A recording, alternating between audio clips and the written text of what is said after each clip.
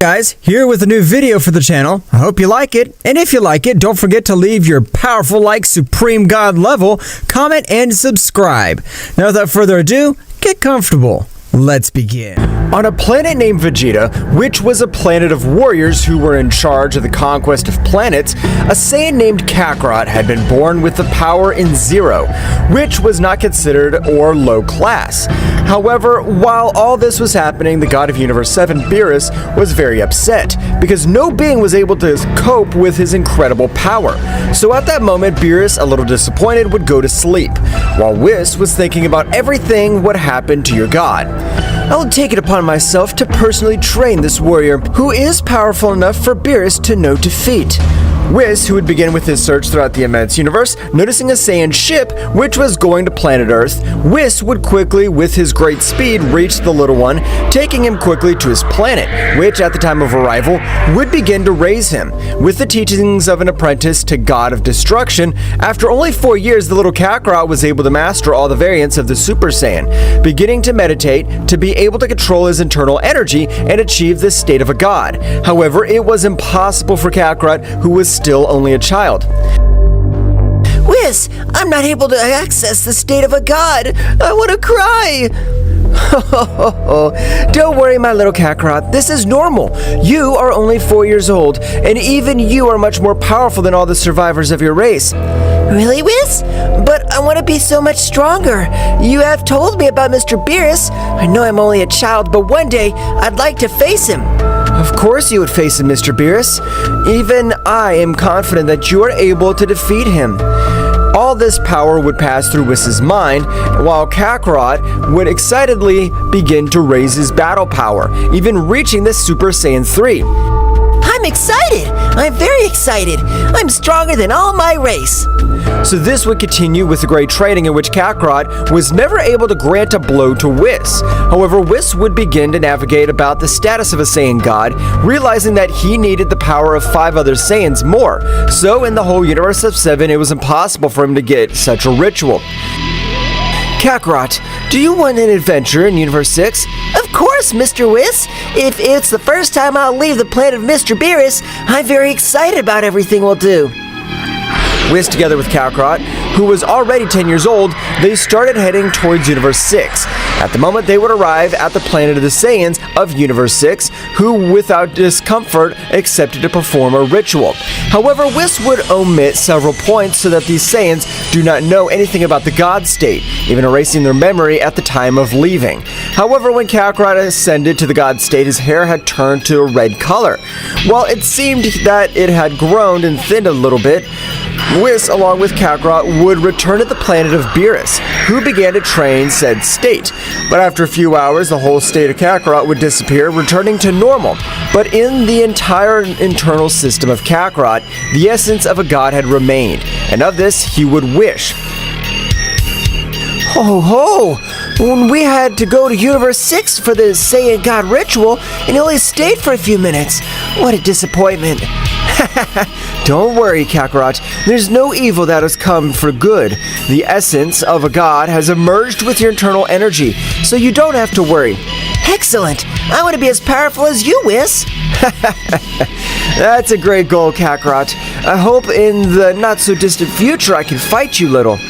But Whis would also realize that although Kakarot had lost the state of God Saiyan, his body had been toned to a somewhat more adult body to be able to withstand the entire state of a god. Whis, without giving importance, would begin with the training of Kakarot. Being able to months of training, Kakarot be able to master his divine energy completely, being able to access the state of a god and even transform into Super Saiyan God. Kakarot, the state of a god is simply that each of his techniques, instead of carrying a normal ki, will be with a divine ki. Unlike the Super Saiyan god, which will grant him regeneration, speed, and dexterity on the battlefield. I understand, Whis. Thank you very much for each of your teachings. Without you, I could not achieve anything of what I had achieved so far. Meanwhile, the evil Emperor Frieza was on his ship, a little pensive due to the last words of a Saiyan, which were tormenting them every day of their entire existence. Frieza, it doesn't matter that you end my life right now. The legendary Saiyan has been born, and when he's in front of you, you'll know what I'm talking about. Damn memories! I can't believe that the words of a dirty Saiyan make me think too much. This is unforgivable. I can't let it go. I will finish with all the remaining Saiyans. Frieza at the moment would send of each surviving Saiyan who began to go to the planet Namek, because Frieza likewise desired immortality for fear of the legendary Super Saiyan. Instantly they would arrive on the planet Prince Vegeta along with Raditz and Nappa, who would make a blow to the great Frieza, who without any remorse would begin to torture each of the Saiyans, who were not able to do absolutely anything. I'll not kill you. You will witness how I, the great Frieza, will become an immortal being. Meanwhile, on the planet of Beerus, Kakarot would feel a picket in his heart. That's right, Kakarot felt that something very bad was about to happen for someone he greatly appreciated. Whis, I'm sorry, but I'll go to where my heart takes me. I feel that something very bad's about to happen with someone close to me. I understand, Kakarot, but let me investigate for a moment to help you. Whis, with his staff, would investigate much faster, realizing that the last survivors of the Saiyan race were about to be eliminated by Frieza. Whis would inform all this to Kakarot, who with that information would be able to quickly get to where Frieza was in front of the Dragon Spheres. Instantly, Raditz, on the verge of death, would recognize Kakarot being identical to his father. Kakarot? Where have you been? I've gone to the planet Earth and searched for you and I couldn't find you. Kakarot would realize that the guy who was on the floor was his brother. Since Whis had previously informed him where his ship was really going, Frieza, at the moment of observing him, would enter into a great panic. Due to recognizing him instantly, Frieza, with the help of a Namekian, would ask for his wish quickly, obtaining eternal life. Damn, there's nothing we can do anymore. The damn Frieza has achieved immortality. At this moment, I'll teach you, even though you're immortal, there are ways to end beings like you. Don't make me laugh. You're a simple dirty monkey. Frieza, without trusting himself in the same way, would accede to his last form, with which instantly he would pounce against Kakarot, giving hundreds of cuts, which Goku, just by bending down a little, was able to dodge all completely. But at that moment, Kakarot would connect a slightly blow, sending Frieza to fly, while throwing a sphere of golden energy with which it served for the trio of Saiyans to recover completely. Doesn't make any fun for me to end up with being as pathetic as you. Annoying, Frieza would start attacking, with fists, kicks, and energy rays, and nothing was capable of destroying Kakarot's defense. Which, upon realizing that the supposed Emperor of Evil, Frieza, was nothing but a disappointment, decided to stretch out one of his hands in his state beyond a god. This is one of the many ways to end the life of an immortal, since the divine energy is capable of ending immortal beings. Kakarot, of a large energy sphere, would be able to raise Frieza in the air, disappearing it in simple atoms. Kakarot would return to observe the trio of Saiyans, who were also trembling at the instant of Raditz wanting to say something. Kakarot would disappear from the place, quickly returning to the planet of Beerus. Wow, that was fast, Kakarot. I don't know what they call him, the Emperor of Evil. If the power he possessed was nothing out of the ordinary, he was a cockroach more. What happens, Kakarot, that you've trained with the master of a god of destruction. That's why your power exploded in an amazing way. You're right, Whis, but I don't plan to have contact with those Saiyans because their whole heart's pure evil, and I can't tolerate that. Whis and Kakarot continued with their training. However, Whis, realizing that the progress of Kakarot, decided to send him to train to the dimension of his staff. From today, we will take on new training. You must be able to master the whole state of a god completely, and the control of your internal energy. Whis would absorb Kakarot with his staff, sending him to a very different dimension, in which Kakarot was not able to move, and even his body was very heavy. What is this? I'm not able to move. Kakarot would spend several weeks without being able to move in the slightest. However, after a while, all the energy in his body would begin to attach to the place. Each energy vein began to expand much more. At the moment, Kakarot would stop expelling power to try to move. On the contrary, he would let his internal energy guide him. By neutralizing his power, he was able to move normally. So this is the power of a god, the power that I must completely control. I know I could do it. Kakarot would start training in that place for several months, which each being in the Super Saiyan Blue. After 6 months, Whis would take Kakarot out of that dimension, being a little surprised to observe the new transformation that Kakarot had obtained. Kakarot, the power you have achieved is incredible. Thank you, Whis, I really appreciate it. At that moment, I will teach you a technique which is capable of multiplying your power. Some time ago, I taught it to Kaio, but not being able to learn it, I created his. To multiply my power, I want to learn it. I want to achieve it. I will teach it to you in case you are in case of death or life, since this technique has no effects on the body. What do you mean? What's the side effects of this technique? The technique is called Hyper Kaioken, but if you use it for more than 48 hours, your soul is affected in an incredible way, and not even the Super Dragon Balls will be able to bring you back to life.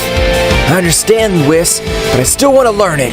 If on some occasion an extremely powerful warrior corners me, I plan to use it. I prefer to die with it. That's what a true warrior would say then, Kakarot. I hope you're prepared to endure the training of the Hyper Kaioken. Whis would begin with the teachings of the Hyper Kaioken, which at the beginning were capable of even making Kakarot scream for all the pain he suffered in the training. However, every time Whis was about to stop, Kakarot refused. He wanted to take his body to the limit. At the end of each training, Kakarot was in his base state and on the verge of death. The physique it takes to maintain this technique must be amazing. This hurts too much. I feel like every part of my body is tearing. After spending about 2 months of suffering for Kakarot, he was able to master the technique completely. Kakarot, I'm very proud of you. You've been able to master the Hyper Kaioken, a technique just as complex as the Ultra Instinct. I don't know what the Ultra Instinct is, but if I'm able to master the Hyper Kaioken, I'm sure I'll be able to master that technique. Kakarot, with a lot of enthusiasm, will activate the Kaioken in his blue god state, which at the moment of activating it, he would feel how his power had increased in an incredible way. This power is amazing! I can't believe all the power running through my body! Kakarot would take his body to the limit, realizing that so much power was capable of supporting his entire body. The power that Kakarot had obtained in that short period of time had been incredible, and when combined with the Kaioken, his power had skyrocketed in an incredible way. So much was his power on this occasion that he was even able to attract the attention of Beerus, the god of destruction of the entire Universe 7. What's all this fuss? Whis, but who is he? Oh, Mr. Beerus, I ask you an apology, and answering your other question, he's a Saiyan, and his name is Kakarot. Knowing that you constantly get bored, decided to train him. So train him. Do you think this simple mortal's capable of doing something to me? Mr. Beerus, don't underestimate him, because he can end up in terrible conditions his power is. Whis was not able to finish his sentence because at that precise moment, Beerus had thrown himself against Kakarot, who, when observing him in front of him, by intuition was able to cover himself with an incredible blow. But the power was so much that he would even send him flying to a few mountains, destroying them completely. Is that really all the power of that Saiyan? I didn't even use 45% of all my power, and apparently he was defeated. At that moment, that Beerus was about to retire, a great rumble would be felt from that crater where Kakarot had been sent to fly. At that moment, Kakarot, of a great speed, would begin to exchange blows with Beerus, who would be a little surprised to realize how that Saiyan was able to keep up with him. Beerus, at that moment, would be hit by a great blow, which would make him fall sharply to the planet. The fact that you're on this planet gives me to understand that you're the powerful Beerus, that being that Whis talked to me so much. But I don't care if you're a god, I won't let you humble me like that. Beerus would recover from the blow and come out of that crater very confident. The blow you gave me was powerful, but it wasn't powerful enough to make me bleed. You still need a lot more power. Beerus, at that moment of finishing his sentence, was able to give him a big blow to the stomach, which Kakarot would spit out large amounts of blood due to all the damage he had caused. Kakarot, despite being used the Hyper Kaioken, would feel overshadowed by Beerus. Apparently, I'll have to use all my power. The power with which I wanted to perfect her to beat Whis. Were you underestimating me? If you have more power, it'd be better to release it right now. Otherwise, I'll end your pathetic life. Instantly, from a great light, you could feel an incredible heat as well as a great pressure all over the planet of Beerus. What is Kakarot doing? But he must intervene because otherwise the universe would be affected. Whis, with his great power, he would use a magnetic field on the entire planet of Beerus, with which he was able to protect the entire Universe 7, while Kakarot would appear with a totally distant appearance, since this time all his hair was a black color, while his eyes were an imposing silver color. What is that? I feel as if the pressure to a higher being crushed me, but this must not be happening. This damn guy is a simple Saiyan. Beerus, at that moment of attacking him, he would be received by the strongest blow he had ever received, feeling like his life was completely taken away. Ermy, damn! Where the hell did you get so much power from? Kakarot, without any expression, would begin to approach Beerus, which at that moment he would release all his power. That's right, the power of Super Beerus. That's right, Beerus was releasing 100% of all his power, something he had never done, because being considered a prodigy, I never needed to use all his ability, and he had been able to fight against the 11 gods at once, being able to win the victory. But against Kakarot, it was totally different, since the powers despise not feeling it, did not allow him to move freely. I admit you're very powerful, but I did not think that Whis trained you in an excellent way.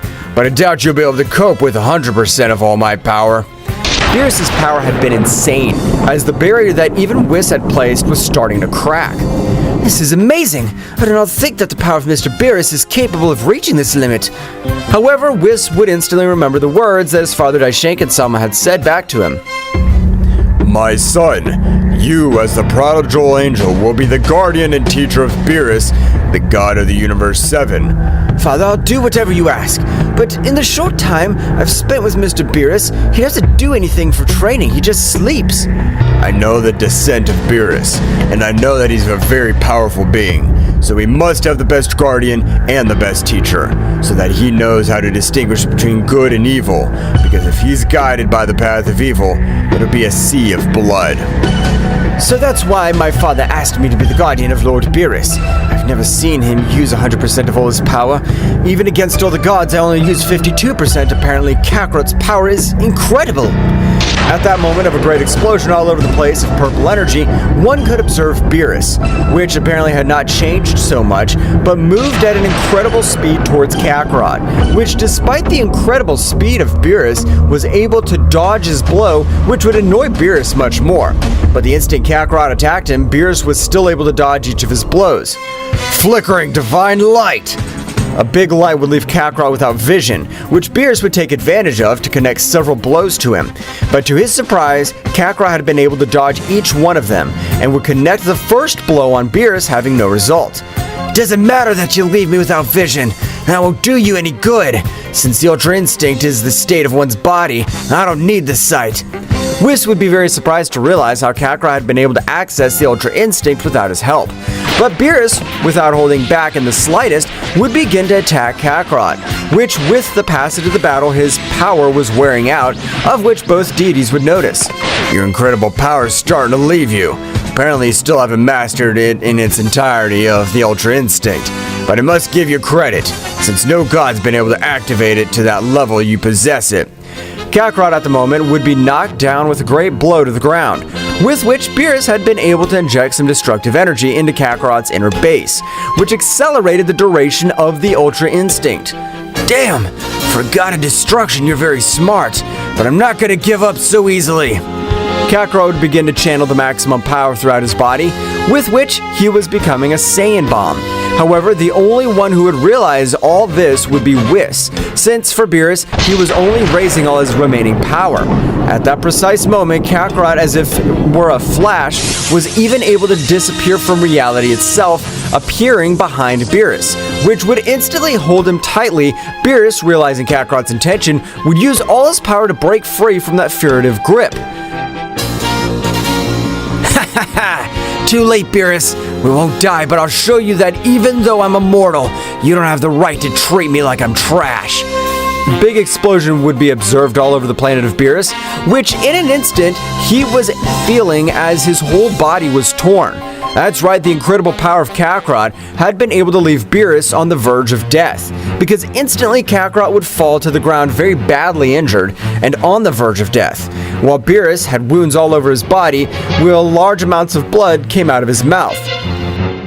Saiyan, you're a genius. I must recognize you as the most powerful being that I, the super god Beerus, have faced. You have all my respect. Beerus would likewise be knocked out of combat, and at the moment, Whis would approach both, restoring all his wounds and recovering all his power. However, from the shadows, an opposing warrior was watching everything that had happened. So, after millions of years, that damn Saiyan race still exists. I cannot allow to be born against a Saiyan like Yamoshi bastard was. Meanwhile, in the kingdom of the All, Daishoken was together with his king, but instantly a bloody sensation would be felt all over the place, to which even the guardians of Zeno-sama would become alert. Who are you? How is it possible that you emanate all this negativity? Don't you remember me, priest? I was the first commander of the underworld troops, and known for his first fallen angel. This isn't possible, but if you're Byakuya, my firstborn, the most destructive angel who has ever succeeded, but your heart was corrupted by the desire for absolute evil. I'm here to inform you that I've returned, so you better prepare an entire army, since I'm not planning to leave anything of the divine realm alive. Byakuya, even though you're considered a prodigy, you are not able to face me. I'm much more powerful than you. We need to check that, father. All the murderous essence would disappear from the place, but Daishoken was very worried, giving notice to all the gods and angels of the incredible problem that was approaching all the 12 universes. Gods and angels, in case you meet Byakuya, inform everyone else, because in a one-on-one battle you have no chance. Byakuya is your older brother, the most powerful angel, and even above the power of... Returning to the planet of Beerus, Kakarot would wake up with a severe headache. My head hurts a lot. What happened? How long have I been unconscious? Kakarot would change his expression to a much more serious one, realizing how the deities of Universe 7 were very serious and thoughtful. Has something bad happened? Kakarot, apparently a very powerful being, has returned after so many millions of years, and he has returned in order to destroy every divine being. You're wrong, Whis. I've returned to destroy everything created by the divine world. The incredible planet of Beerus began to be destroyed while both deities went into an incredible panic, not even able to breathe due to the incredible pressure. However, from Kakarot's body, a very strange energy began to emanate from it, which did not allow a star-level Saiyan to kneel before Byakuya. That's why Kakarot was the last descendant of the powerful Yamoshi, which had even been able to make all the gods tremble together. Due to the bestial and overwhelming power he possessed, Byakuya, upon realizing, as the power of that Saiyan began to grow in an incredible way, and would recognize part of the power of Yamoshi, would quickly approach to stop the rise of Kakarot's power. However, the incredible power of Beerus would be put in front of Kakarot and likewise Whis. The power of Kakarot releases right now is even comparable to the A-level priest rank, and if you came to get rid of Kakarot first, it must be for something very important. Don't meddle in my affairs, demon of darkness. At the first moment, a large, dark-colored being would begin to fight with both deities, which were not able to move freely due to the pressure of Byakuya.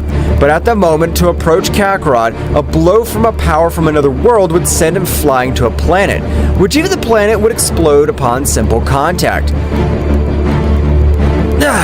So this is the power of the Super Saiyan Primal. What a power for more amazing. I swear I'll honor your power and offspring, Yamoshi. Kakarot would begin to accumulate all his power, as far as his body could resist, because the power of the Saiyan Primal seemed to have no kaimite at all, while several roars would shake all the 12 universes. The incredible power of Kakarot in his primal transformation was incredible. It seemed as if he, even a king at all, was in front of it. Byakuya at the moment would stand in front of Kakarot showing his true appearance, which was that of a tall, blonde, and very muscular warrior, which only with his presence was able to make any warrior bend. But this did not happen with Kakarot. For a simple Saiyan who has not yet reached his full development, you have a power even greater than Yamoshi's. I've had good teachers, and I've never given up, and this will not be the exception. I plan to end your legacy. And my legacy? That's impossible, because if you're lucky enough to defeat me, there are many more warriors who wish to end Yamoshi's offspring.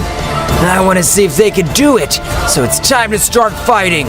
Kakarot would be the first to launch the attack, which would be reciprocated by Byakuya, who at that moment began to exchange hundreds of blows. However, Kakarot would realize how Beerus and Whis were not able to withstand all that incredible battle. So at the moment, he would be able to grant a powerful blow to Byakuya, moving quickly towards the deities, but Byakuya, with his great perception, was able to take Kakarot's legs, throwing him to the other extreme. Damn! I'll not allow my teacher to die in this place! Cell division! Kakarot Evil God! From the Primal Kakarot's body, the Kakarot with pure negative energy was detached, which had red hair while Kakarot and Byakuya faced each other. The negative Kakarot would quickly approach the other deities. I'll send you to the kingdom of the All. Don't worry about me. I'll end this battle. I have the power beyond a god. Both deities would be sent to the Kingdom of the Whole at an incredible speed, but at this time Kakarot had received several gravity blows, because by using cell division his power was divided into two, which was not recommended if his opponent was more powerful. At the moment, both warriors would quickly form a single warrior again. Kakarot would be able to cover himself with a large sphere of energy, which if it reached him, would be able to cause great damage. That attack was dangerous. I have to fight seriously because that bastard's trying to end my life. Today, only one of the two will be able to get out of this universe alive, and I think it'll be me. Byakuya, with an even greater speed, was able to grant a great blow to Kakarot's stomach, which at the moment large amounts of blood would come out of his mouth. Damn worm, you think I'm lacking the hands to hit you back? Kakarot with much higher power was able to pass through Byakuya, which would feel like his life was taken away, due to the great damage he had received. Damn, I never thought I'd have to wear this with you. Heavenly armor, divine protection! Byakuya's entire body would be protected by an incredible golden armor, which at the moment of Kakarot hitting a blow would not be able to cause any scratches. Kakarot would use all his power and grant several blows on all of Byakuya's armor, having no result. On the contrary, his fists were bloodied. Damn, my fists hurt when I hit him. What the hell is that armor made of? No matter what you do, this armor will be able to repel all your blows, since you don't have the necessary power to destroy it. As far as I could tell, when I hit it, all the impact was distributed. But what would happen if I hit it at the same point? Kakarot would begin to attack at the same point, which at the moment the armor would be cracked a little. Byakuya, realizing this, would be surprised, and without trusting himself would begin to defend in the same way. Meanwhile, in the Kingdom of the Whole, Beerus and Whis had arrived. Whis and Beerus, what had happened? There's no call from the gods, so if they are in this place, it's due to something very important. Sama, Byakuya would appear in our universe, but we weren't able to inform him since he seals the whole universe. If I seal the entire universe, how the hell were they able to escape from that place? Kakarot, a Saiyan whom I trained since birth, gave us the perfect break for us to escape. Listen well. Did you say a Saiyan stayed fighting against Byakuya? So his father. From what I could observe and listen, he was able to access a transformation called the Primal Saiyan. Daishoken at the moment would be filled with an incredible terror, while his whole body began to tremble at the knowledge of the name of the transformation. Father, what's the matter with you? Did I say something wrong? Millions of years ago, the great priest, was completely humiliated before Yamoshi, and his transformation called Legendary Saiyan Primal. The power that Yamoshi possessed in that transformation had no limit. I never had a chance against him, but despite that, he reduced his power to have an even battle with me. So I can't believe what you're telling me. I was able to hear that Kakarot's the offspring of Yamoshi. In that case, that Saiyan named Kakarot is the key to end this whole battle, because if his power is as great as Yamoshi's, he can put them at bay. Returning to the battlefield, Kakarot's power would begin to decrease drastically, because his entire body and internal energy was not used to the power beyond a god, much less the power of the Saiyan Primal, which Byakuya would not hesitate. While Kakarot was massacred by Byakuya, in his mind, he was able to observe Yamoshi. Kakarot, you have the potential to even surpass me, but it's not the time, since you're still very young and sometimes we have to know when we should retire. Kakarot, while being beaten, would communicate with Yamoshi. No, Yamoshi! I don't want to let this damn war make fun of me. Kakarot, in case you win this battle, you will be stalked by a much more powerful being. I trust you and I know that you will make the right decision. Byakuya, you're an incredibly, extremely powerful being, and I'm not afraid that I'm not at maximum capacity right now, so we'll have to postpone our battle. Cursed mortal. Now that you know that you're the offspring of Yamoshi, don't even think that I'll leave you alive. I intend to end you this very instant. Byakuya, with a magnificent speed, was about to hold Kakarot by the face, but Kakarot, with the three-dimensional technique, was able to be enveloped in a capsule of his own energy, with which he was able to reach the Kingdom of the Whole, realizing because at the moment of arrival, an incredible crater would be created, and Kakarot would be observed with terrible wounds. But the most affected were the energy veins, which seemed to explode. Seriously, this mortal has the necessary power to save us, because if we were Yamoshi's offspring, we wouldn't have a chance. My little Kakarot, I'll heal all your wounds together with my father. Instantly, Zenos Sama, along with his guardians, would leave the palace because they heard such a rumble. Zenos Sama would be a little surprised to notice a mortal. Dai, tell me what's going on. What was the big tremor you felt a few minutes ago? My lord, the tremor that was felt a moment ago was this Saiyan, which with its great power was able to reach our planet. Zenos Sama, understanding absolutely nothing, but at that moment, in all the universes, an opposing warrior would present, but it was only his aura and essence. After so many millions of years, the last offspring of Yamoshi has appeared. We think to end the whole divine world, but in case they gave us that mortal, we'll do absolutely nothing. The essence would disappear from the 12 universes, but all the planets began to tremble due to the power, while Zenos Sama's gaze would change to a much more serious. That guy was Megun, the dimensional king of infinity. This is impossible, Zenos Sama. Megun would never go down to these universes, since the level of power is too poor compared to his universe omnipresent level. It's said that the legendary Yamoshi was able to be born as the weakest mortal, but was also able to access the highest divine territory. So that is why they want all their offspring to perish. King of all, Zeno-sama, we cannot accept, since if Yamoshi's offspring dies, all of us will be his slaves. Whis is right. No matter what we do, we will protect Kakarot, even with our lives, so that he'll be able to reach his maximum power. Meanwhile, the entire internal system of Kakarot was in a terrible state. Despite being healed by the Great Priest, this was not enough to recover the incredible damage of the Primal Super Saiyan. Apparently, you'll have the joy of feeling the power of the most powerful god that has ever existed. The essence of the priest will not be enough. The essence of Yamoshi inside would release a little of his power, with which he was able to completely stabilize all his internal energy. That's right, the entire Kakarot system would begin to regenerate at an incredible speed, with a much higher power. Meanwhile, on the planet of Beerus, Byakuya, he was very badly injured, since Kakarot's blows had likewise been overwhelming. Hell, I don't know how I was able to stay at his level, but now I'm not able to move anymore. Damn, I'll die in this place.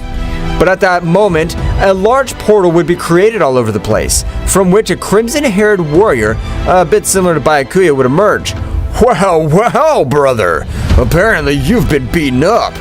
Brother, please help me. I'm not able to move. I can't do anything. Well, of course, brother, don't worry. Right this very instant, you'll become a part of me, so you won't be a damn nuisance. Byakuya, sensing the murderous essence of his brother, would try to flee, but it was impossible for him, as he would be dragged to the ground by such incredible power. You're a fucking bastard. We're family, and you're planning to end me. I never thought you'd be this kind of scum. You don't have to be surprised. Who do you think ended our sister's life? I, unlike you, am not able to cultivate my power, but I am able to absorb it. You worm! You're giving me to understand that your miserable bastard absorbed our dear sister! Ha ha ha! That's right. I cannot deny that his energy was so great that I had to be on rest for 3 months, because if I didn't, I could explode. Byakuya would try to pounce against his brother, but it was impossible for him. The great pressure, he would crush him as if he were a simple ant.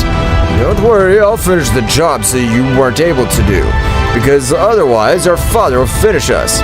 Kimura would begin to absorb all the vital energy and the power of his brother. However, Byakuya would try to cause an explosion of all his power, but this was impossible for him since he had been paralyzed by his brother's murderous intention. It's time to end your life, you scum. Kimura, stealing every drop of his energy, would throw him a great power, with which he was able to reduce him to simple atoms. In the kingdom as a whole, those present were surprised to realize how Kimura had ended his brother's life. Those bastards are heartless. We have enough power to finish these bastards, because if we don't, they'll finish us. That's right, I doubt Megun will keep his word, because if they're able to end his family's life, we, who are nothing to them, will be their slaves or energy food. Father, I totally trust Kakarot. I know that he will have the necessary power to defeat these new villains. In the entire realm of the All, an incredible power would be perceived all over the place. While various catastrophes and anomalies were forming around everything, that's right, Kakarot had been completely healed. But not being used to Yamoshi's power, his body was coupling all that new power to his internal sea of energy, with which he made all the 12 universes tremble. Even Kimura and Megun felt such incredible power. The incredible power that Kakarot was giving off was unreal, because everything around him was starting to shake, and even it made Daishinken panic. What is this? It's impossible! How's a Saiyan body able to withstand all the brutal power? Its essence reminds me of the power that Yamoshi used to release. Kakarot, of a loud roar, would shake all the 12 universes, was able to calm all his power while physically nothing had changed, since he was still in the transformation of the Primal Super Saiyan, but the power to differentiate was an unreal thing, since with all that power, he was able to even defeat Daishinken with just one of his hands. This power is amazing, but I have to completely master it. The essence of the divine god Yamoshi's crushing it. Dear Kakarot, is it really you? Has nothing changed in you?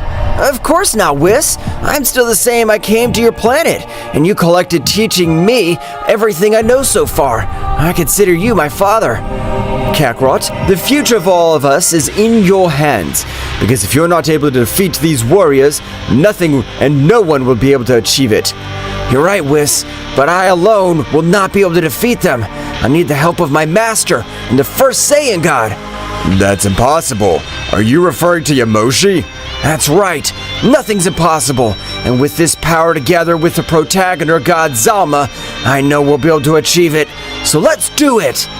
Kakarot would begin to channel a large part of all his power in the center of the universe, so at the moment, giving a great roar, he was able to open a space-time crack from which an incredible pressure was felt from within. So much was the pressure that he was even able to make everyone present kneel, including Daishinken. What the hell is this? I'm not able to move, nor does Zeno-sama release all his pressure. Is he another king at all? Who has been able to open my dimension? That must be impossible for beings of such low power. It was me! I did it because I need your help to bring a super warrior to life, because the super Dragon Balls don't have the necessary power. But you are a Saiyan. Who have you believed to invade my dimension? I don't care if you are accompanied by the angels and the priest. At this moment, I will finish with all of you. Zama at a great speed would throw himself against Kakarot, but they were surprised since no one except Kakarot were able to see the blow. Kakarot, despite observing the fist of Zama, was not fast enough to dodge it, so he would be able to send to fly to a planet and on impact would destroy completely.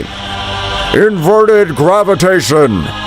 Zama would expel an inverted gravity from her own body, which would begin to attract Kakarot all the same. I'm not gonna stand by idly, mythical blow of the dragon. A great dragon, which expelled an incredible power, would be thrown towards Zama, which some difficulty was able to completely destroy it. Everyone present was surprised because the difference in powers was noticeable. This is a terrible idea. We should have never done it. The power of the creator of the Super Dragon Balls is on another level. Zama, as he approached Kakarot, all the planets were shaking. Kakarot, despite knowing that he had no choice, he stood up again and again, so at that moment, from a great attack, he was able to make him spit some blood. But the creator of the Super Dragon Balls, instead of getting upset, would give a big laugh. Ha ha ha ha ha! How interesting this is. I don't remember the last time a guy was able to make me bleed. I only think Yamoshi had managed it. Yamoshi! He's my ancestor, and he's the only one I wish you to bring to life. Otherwise, everything will be destroyed. Kakarot, at that moment, he had used all his power, for which he would fall out of combat, being held by Zama, who would heal all his wounds.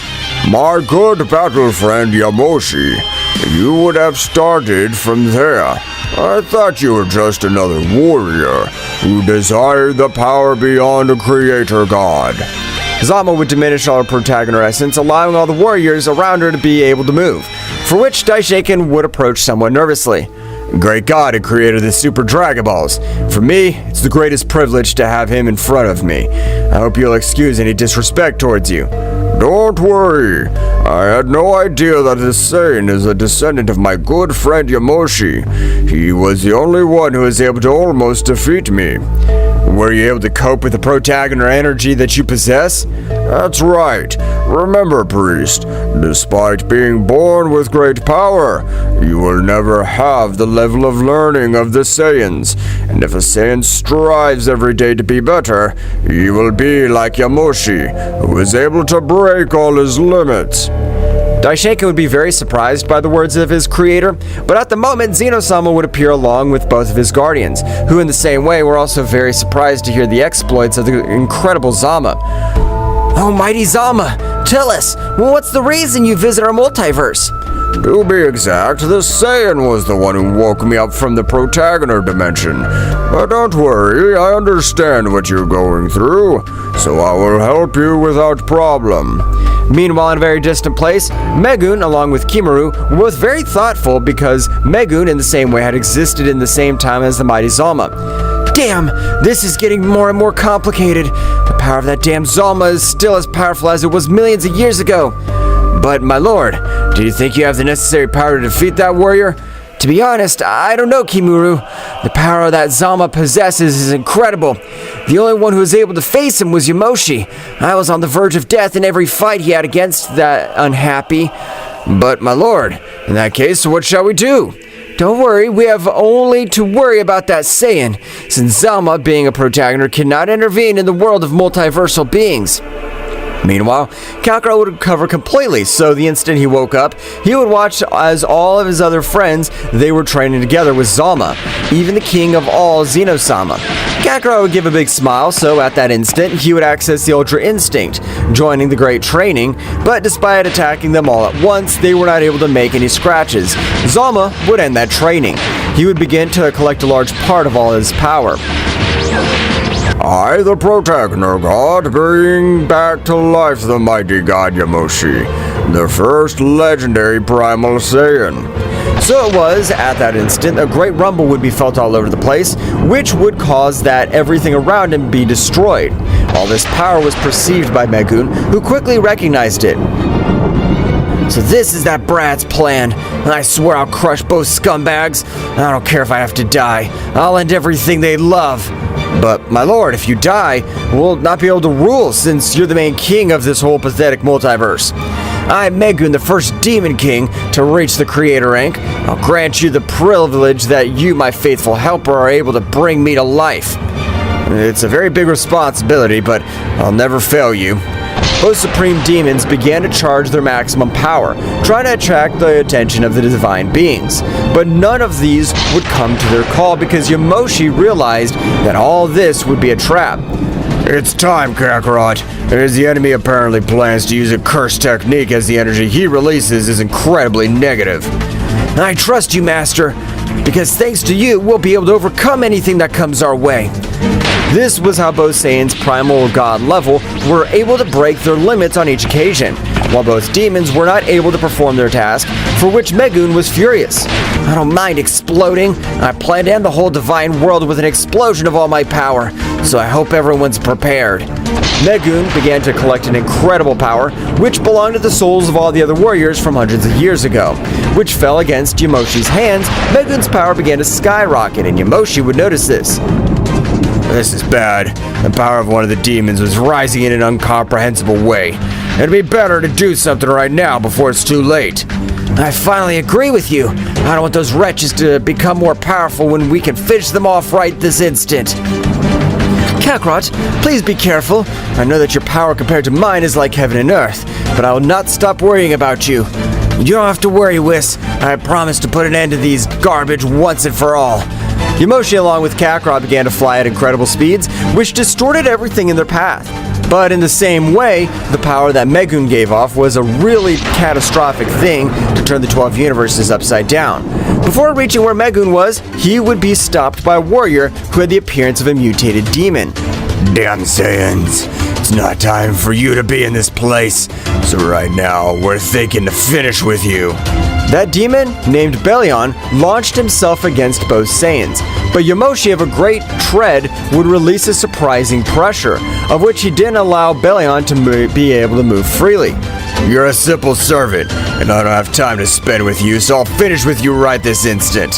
Yamoshi, of a great attack, was able not to leave even Belion dust. Both great with their great journey, destroying the main entrance in which both of the most powerful demons were.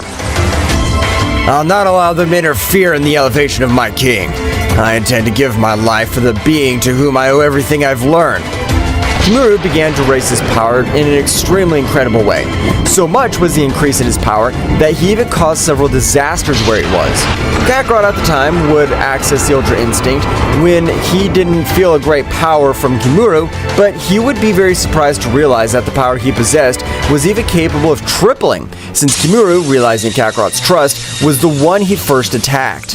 Kakarot, despite possessing the Ultra Institute, was not able to do anything against Kimura, who had dealt him a powerful blow. Making him spit large amounts of blood, Yamoshi would try to land a punch on Kimura, but his punch was stopped.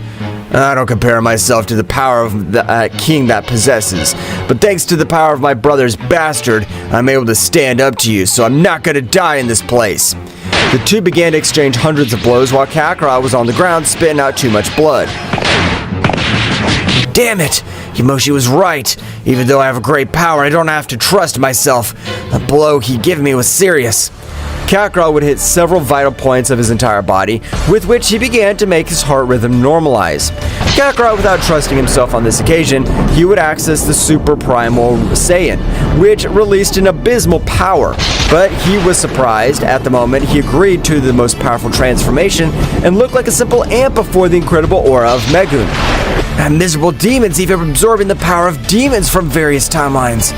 Kakarot would throw his most powerful attack, but he was shocked realizing that his power had not been able to do absolutely anything to him.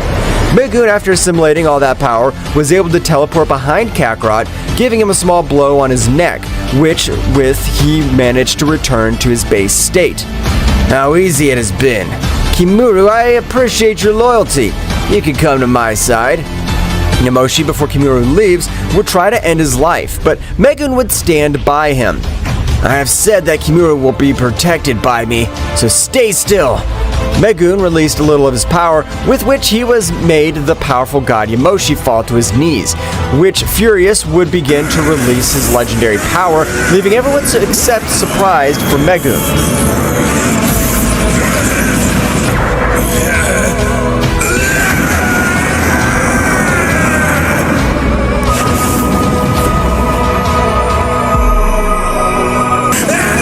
Megun released an overwhelming power which caused even Yamoshi, along with Kakarot, to retreat, because the strong rays he emanated were powerful enough to even end the life of a king completely.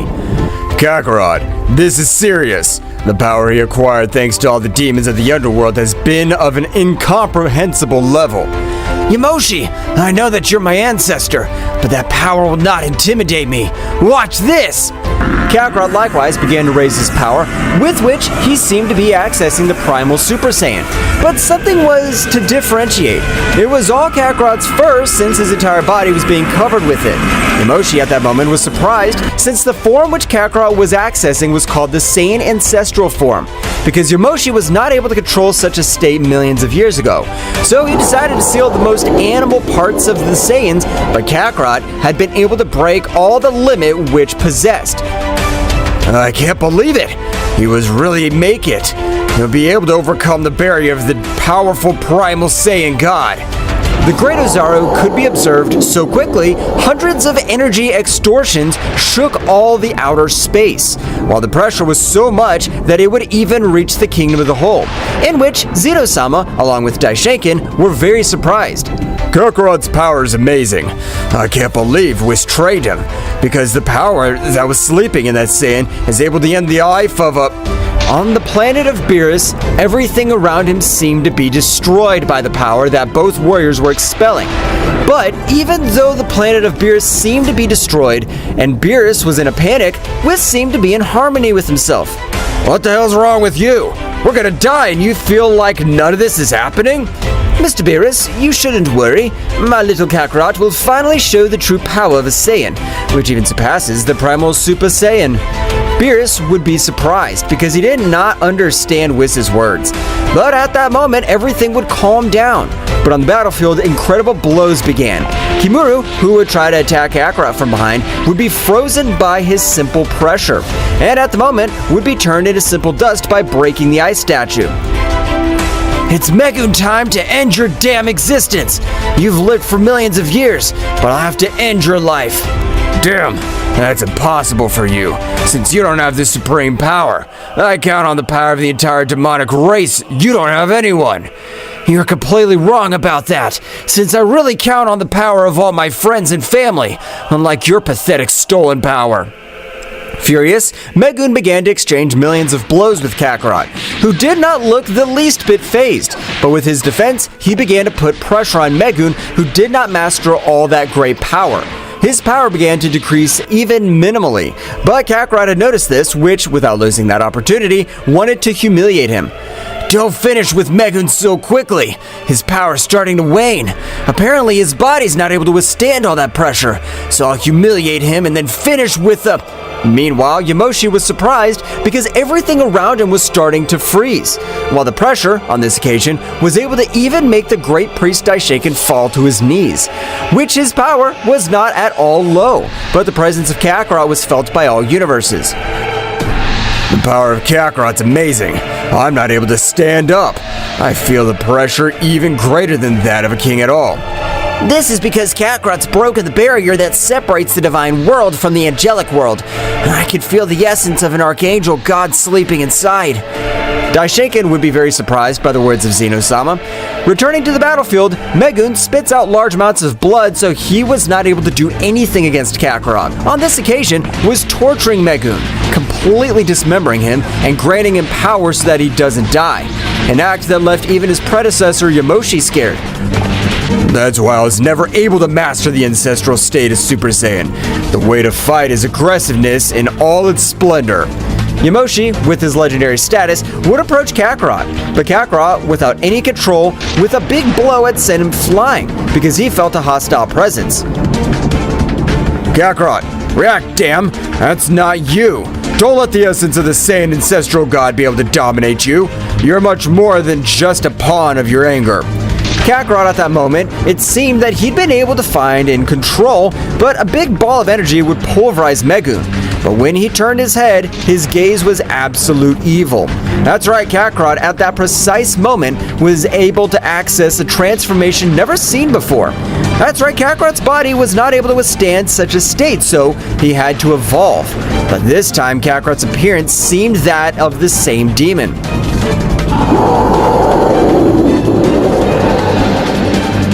What the hell are you? I can't believe you're Kakarot.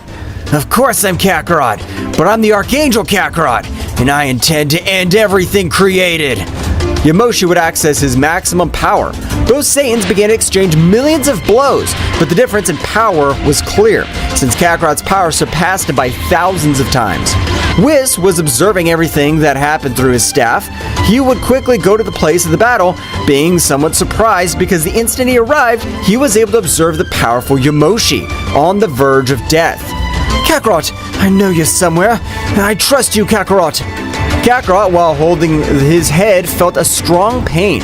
Releasing Yamoshi, Whis would help him recover. But even though Yamoshi is at 100% of all his power, he was not able to do anything against Kakarot. But at that moment, a big door appeared in front of everyone, and a great pressure could be perceived. What's this pressure? But unlike the pressure of Kakarot, is much warmer. From the door, a warrior, very identical to a Saiyan, would prostrate himself in front of everyone. But that warrior would throw a great sphere towards Whis and Yamoshi. The power of the Archangel sleeps inside you. It's bad luck that the negative power woke up first, so my superiors have ordered me to end your existence. Raikon, with a single blow, sent Kakarot to a planet, which would be completely destroyed due to the power. Kakarot would recover, but when he got to his feet, he wasn't able to do it. All his vision was blurred. Who is this guy? The power he has is overwhelming. If you want to take down these multiversal beings, you have to pick on someone your own size. Let's have an Archangel-level battle. Furious, Kakarot would lash out against Raikon, who treated Kakarot as a simple child. But all this was part of Kakarot's plan because he knew that his power was far from being compared to that warrior. Kakarot would allow himself to be humiliated so that thanks to his Saiyan cell phone, his power would increase much more. After 3 hours in which Kakarot had even lost parts of his body.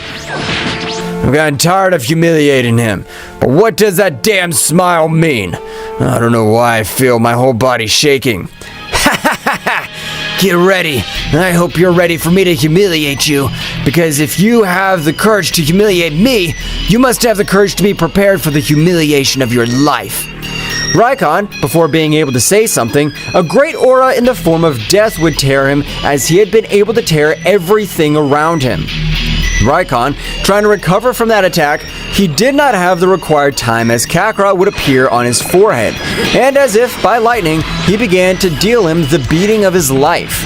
Raikon, despite being named as the most powerful Archangel of the Saiyan rank, was being humiliated by a Saiyan who had been born in the mortal world unlike of him who had been born in the higher world.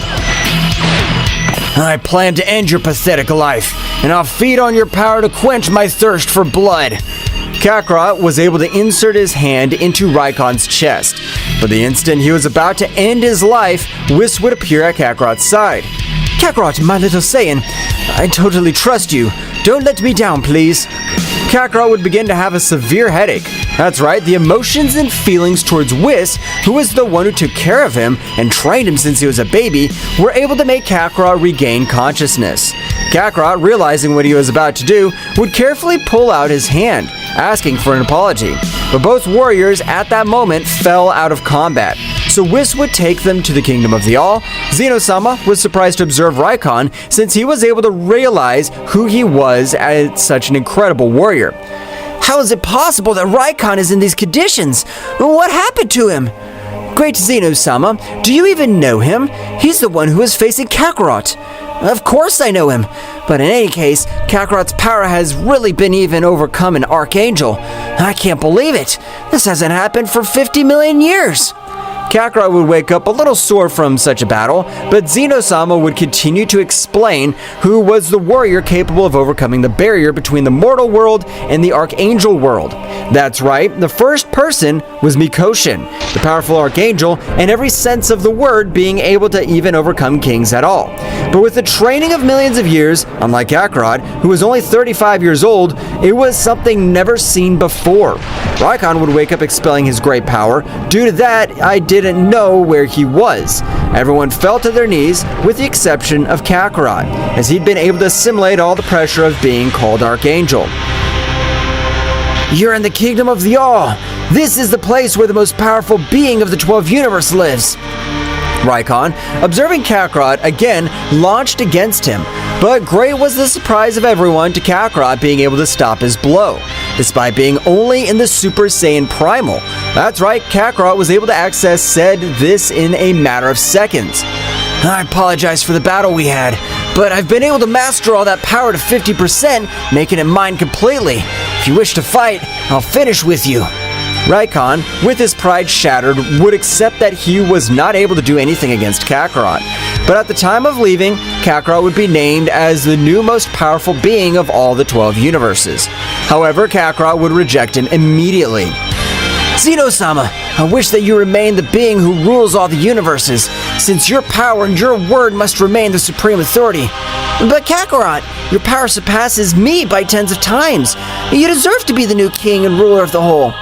No, great Zenos-sama, I trust that you'll do a better job than I will. You've always been the king of everything. I trust in you.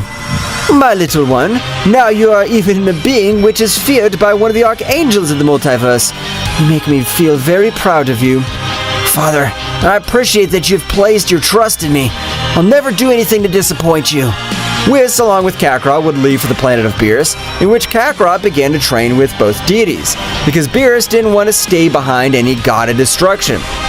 With the help of the mighty Kakarot Sama, who even surpasses the great Zenos Sama, I'm sure I'll become a mighty warrior.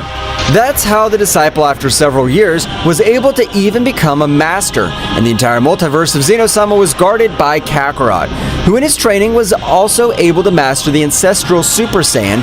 That's right, Kakarot mastered the beast state of the Saiyans.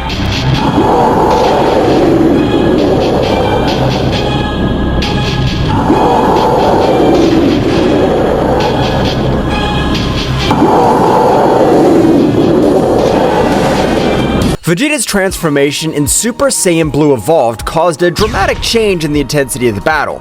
His bright blue aura flashed with overwhelming energy as he charged towards the shadowy creature and Broly, who was still under his influence.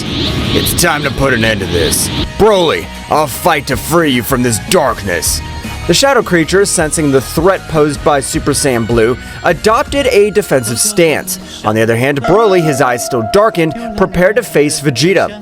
Vegeta unleashed a flurry of quick and precise attacks, combining punches and kicks with astonishing speed. Each move was charged with the strength of the new form, and the shadow creature was forced to retreat in the face of Vegeta's fury. Broly, regain control. I'll not allow this darkness to consume you. Broly, under the influence of the Dark Possession, responded with impressive stamina. His attacks were brutal and uncontrolled, but Vegeta moved with a dexterity that defied expectations. I need to find an opening in this possession. In an act of bravery, Vegeta launched himself directly towards Broly. Their fists collided forcefully, and Vegeta, using all his skill, made precise strikes that temporarily weakened the dark influence. Broly, fight this! You're stronger than this darkness! The shadowy creature, seeing Vegeta's resistance, increased his energy and fused even more with Broly. Now the dark influence was more entrenched than ever, and Broly unleashed an explosion of wild power. You can't stop me, Saiyan Prince! Vegeta, not backing down, continued to engage Broly. The battle reached new heights as both warriors unleashed their most powerful attacks. Vegeta launched a Big Bang attack while Broly responded with a gigantic charge of dark energy. The collision of energies generated a huge explosion that blanketed the area. After the dust settled, Vegeta lay on the ground, clearly exhausted but not giving up. I can't lose. My determination's stronger than your darkness. The battle between Vegeta and Broly, who was possessed by the shadow creature, reached a critical point. The overflowing energy of the confrontation was spreading across the battlefield, distorting the air and creating palpable tension. At that crucial moment, Goku found himself regaining consciousness, stood up, and immediately went to Saiyan's Prince's side. Vegeta, let's go! Let's give it all we've got! Goku's transformation into Super Saiyan Phase 2 and joined the fray. The shadow creature, seeing the arrival of another Saiyan warrior, prepared to face the new threat. Kakarot, you're just in time. This thing has gotten stronger with Broly. We'll face it together! Broly, we won't let this darkness control you! The three Saiyans stood in formation, ready to deal with the shadow creature fused with Broly. The intensity of the conflict increased even more, with flashes of energy and clashes of fists echoing throughout the battlefield. Come on, Kakarot, let's attack in unison and free Broly. I got it, Vegeta. Together, we'll free him. The Saiyans coordinated their attacks, launching a combined blast towards the shadow creature. Despite their efforts, Broly's dark possession was still resisting, fueled by the brute strength of the legendary Saiyan.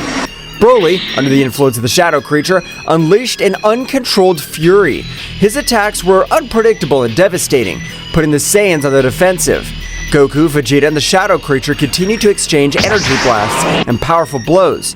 Vegeta, we must break that possession. We can't let Broly fall into darkness. Roger that, Kakarot. Let's keep attacking together. Amidst the chaos of the battlefield, the fiery aura of the Saiyans lit up the sky, a visual manifestation of their mammoth power. Goku and Vegeta, feeling the weight of the battle, decided to take it a step further. They joined their energies in a symphony of power, a final bid to tear apart the shadows enveloping the evil presence. The shadow creature on the brink of the abyss responded with desperation. It raised its own power, and the darkness churned with intensity as it struggled to resist the combined onslaught of the Saiyans. The clash of energies created a cataclysm of flashes and booms, shaking the battlefield to its core. At that critical moment, the energy explosion was unleashed with dazzling magnificence. The earth shook, and the shockwaves swept across the landscape, leaving behind a trail of destruction. Goku, Vegeta, and Broly, enveloped in the blanket of the explosion, were momentarily eclipsed by the blinding light and dancing shadow. When the shimmering luminosity faded, the Saiyans found themselves faced with a new scenario. On the ground lay Broly, his figure shrouded in a residual haze of the contest. The dark aura that had consumed him had finally dissipated. Stillness reigned on the battlefield. As the warriors approached with worried looks, the formidable warrior who now resisted, his power darkened, finally silenced. We did it, Vegeta. Broly's free. Yes, but this shadow creature's still a problem. We can't let our guard down. Vegeta nodded grimly as they watched Broly, who lay on the ground, slowly recovering from the intense battle. However, at that moment of apparent calm, the shadow creature, cunning and unnoticed, had left Broly's possession to seek a new host. The dark entity swiftly swept into the shadows, unnoticed by the Saiyans, who still assessing their companion's condition. Silently, the shadow creature crept towards Gohan, who had been watching the battle from a distance. Gohan, oblivious to the threat looming over him, felt a shiver run down his spine, just as the shadow creature enveloped him with its dark presence. A momentary flash of its eyes indicated that something was terribly wrong. At that instant, Gohan, with a sudden alteration in his expression, went on guard without warning. His gaze, now posed by the shadow creature, glowed with a malevolence that contrasted with his gentle nature. Goku, noticing the sudden tension, turned towards Gohan, but before he could react, Gohan, under the influence of the shadow creature, moved with supernatural speed. The confrontation with Broly had left the Saiyans exhausted, and the shadow creature, seizing the opportunity, vanished into the darkness along with Gohan. Vegeta, realizing the situation, gritted his teeth in fury. The threat persisted, and now Gohan, a valuable ally, was in the hands of the shadows. Goku and Vegeta, despite their exhaustion, prepared for a new confrontation, aware that the battle had not yet come to an end. The tension in the air was palpable, as Goku and Vegeta, still worried about Broly, with determination, turned towards the place where the dark entity had vanished. Damn it! Where'd that thing go? I don't know, Vegeta, but we must find it before it hurts Gohan. The two Saiyans, quick as the wind, rushed towards where Gohan had been standing, their senses alert. The shadow creature, now inside Gohan, emerged from the shadows with a sinister laugh. Looks like they're not as cunning as they thought. Now I have a new toy for my plans. Get out of Gohan, you damn creature! I'll not allow you to possess my son! Ha! You think you could stop me? My power possesses even more of your combined forces. Do not underestimate the Saiyans. We have overcome greater challenges than you. Leave Gohan and face your fate, creature. You'll not be victorious. The shadow creature, now in control of Gohan, smiled malevolently before responding. We'll see how long you can resist. Gohan is now an instrument of my will. The shadow creature possessing Gohan unleashed a burst of dark energy that distorted the surrounding space. Goku and Vegeta suddenly found themselves during a chaotic confrontation, with Gohan now transformed into an instrument of the malevolent entity. The waves of energy radiating from Gohan's possessed figure created an ominous aura that filled the battlefield, defying the Saiyans' endurance and determination. The Saiyans, in their Super Saiyan Blue form, prepared for the impending clash. The shadow creature, using Gohan's body, moved with supernatural agility, dodging the Saiyans' first attacks with grace and malice. Gohan, his eyes now filled with darkness, lunged at Goku with astonishing speed. Goku blocked Gohan's first few blows with difficulty, feeling the enhanced strength and speed of his new controlled son. The fight was intense, each move charged with power and ferocity. Meanwhile, Vegeta positioned himself strategically, assessing the situation, looking for an opening to attack. The shadow creature, through Gohan, unleashed a flurry of attack, which devastating blows that kept Goku on the defensive. However, Goku's ability to adapt quickly to the battle allowed him to counter the attacks and counterattack with his own overwhelming power. Vegeta, sensing an opportunity, lunged at the shadow creature from an unexpected angle. However, the dark entity had sharp reflexes and deflected Vegeta's attack with ease, throwing Gohan against Goku as a distraction. The Shadows creature's strategy paid off, as it took advantage of the distraction to hit Vegeta with a beam of dark energy. Vegeta, although he resisted the impact, was momentarily weakened. The entity, now with a malevolent smile, turned to him. Damn it! This isn't over, shadow creature. Goku, reacting quickly, stepped between the shadow creature and Vegeta. Vegeta, hold on! We can't let this thing divide us. The shadow creature, enjoying the chaos at its zone, released a dark aura that enveloped both Saiyans. The dark energy sought to confuse and weaken their senses. However, the Saiyans' instinctive connection to Ki enabled them to resist the dark influence. The battle raged in a frenzy of clashing colors and energies. Gohan, controlled by the shadow creature, moved with a mixture of speed and agility that defied the laws of physics. Goku and Vegeta, each focusing on their own battlefront, were trying to coordinate their attacks to free Gohan from the dark possession. Gohan, fight this darkness! You're stronger than this! Gohan, though showing flashes of resistance, was caught in an internal struggle between his will and the shadow creature's control. The battle grew more challenging. With each passing second, the shadow creature reveled in its ability to manipulate and corrupt one of Earth's mightiest warriors. Vegeta, recovering from the earlier onslaught, threw himself back into the fray. The shadow creature, however, anticipated his attack and gracefully dodged Vegeta's attempts to strike it. The dark entity counterattacked with a series of precise blows that forced Vegeta to retreat. You damn shadow, don't underestimate the Prince of the Saiyans. Goku, seeing his partner's difficulty, raised his power to the maximum. Dazzling energy emanated from his Super Saiyan Blue form as he prepared for a concentrated attack. The shadow creature, noticing the glowing threat, diverted its attention to Goku. Vegeta, keep up the pressure! I'm gonna concentrate my energy to free Gohan! Vegeta nodded and increased his offensive, distracting the shadow creature as Goku concentrated his power. The fight reached a new level of intensity, with each move echoing across the vast battlefield. The energy collided, creating shockwaves that distorted reality itself. Goku, eyes glowing with determination, unleashed his most powerful attack. A sphere of glowing blue energy formed in his outstretched hands. Charged with the combined strength of the Saiyans, the spear grew in size and the power as Goku had held it in place. It's time to free Gohan! The shadow creature, realizing the threat, moved quickly to stop Goku's attack. Vegeta, taking advantage of the distraction, lunged with renewed fury, looking for an opening to attack. The battle reached its climax when Goku released the energy sphere, ascending it directly towards the shadow creature. The energy sphere burst into a dazzling flash, illuminating the battlefield with intense light. Shockwaves swept through the darkness as Goku's purifying energy sought to free Gohan from the shadow creature's possession. However, as the light faded and the earth stopped shaking, the shadow creature emerged seemingly unharmed. The dark entity, now irritated, turned to the Saiyans with a twisted laugh. Is that all you can do? My power is unbreakable. Goku and Vegeta, despite their exhaustion, prepared for the next assault. The battle, far from ending, dragged on into confrontation of epic proportions. Darkness and light collided in an endless clash, with the will of the Saiyans resisting against the entity that threatened to plunge them into the shadows. The dark creature, after resisting Goku's powerful attack, showed a malicious smile. A dark glow enveloped Gohan, and his body began to tremble with intensity. A guttural scream echoed through the air as the dark entity forced a unique transformation on the Saiyan warrior. Gohan, under the shadow creature's influence, contorted and his body was enveloped in a dark, feral energy.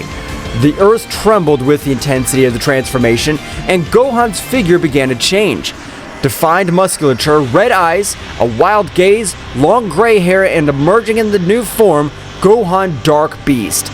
Vegeta and Goku, shocked by the unexpected evolution, instinctively recoiled from the overwhelming presence of Dark Gohan Beast.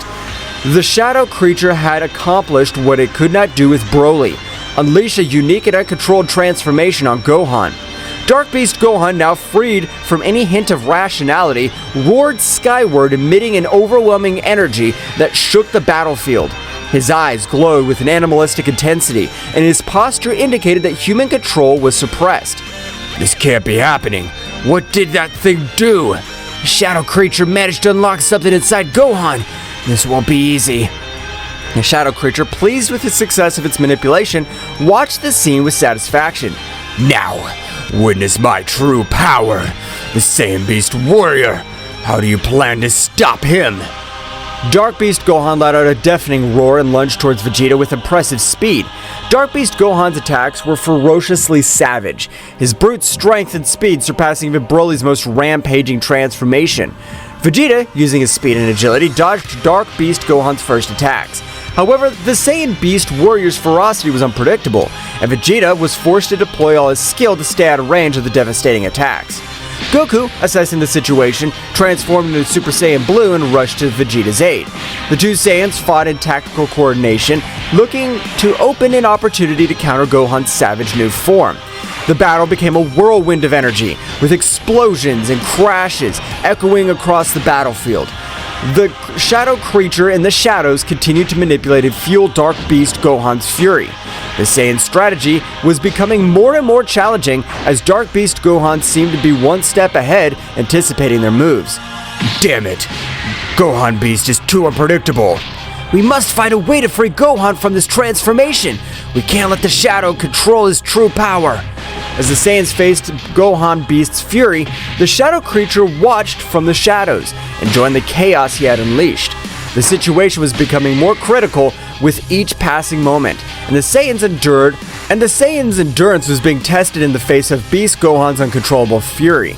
The battle raged on in a titanic struggle between light and darkness, with the hope of freeing Gohan from the influence of the shadow creature hanging in delicate balance. The Saiyans, determined to overcome this challenge, faced an enemy that had managed to unleash an even greater internal threat than before. While the intense battle raged on the battlefield, Piccolo, the Namekian sage, was immersed in his mental training somewhere secluded. His concentration was so deep that he could feel an abrupt shift in ki, a disturbance that reverberated through space and time. A shiver ran down his back, indicating the gravity of the situation. Something's not right. The Namekian instantly stood up, his cloak billowing as he focused on the direction of the glowing chaos. The power he felt was not just brute force. It was an amalgam of dark energies that seemed to defy the very essence of reality. Wasting no time, Piccolo prepared to approach this side of the conflict.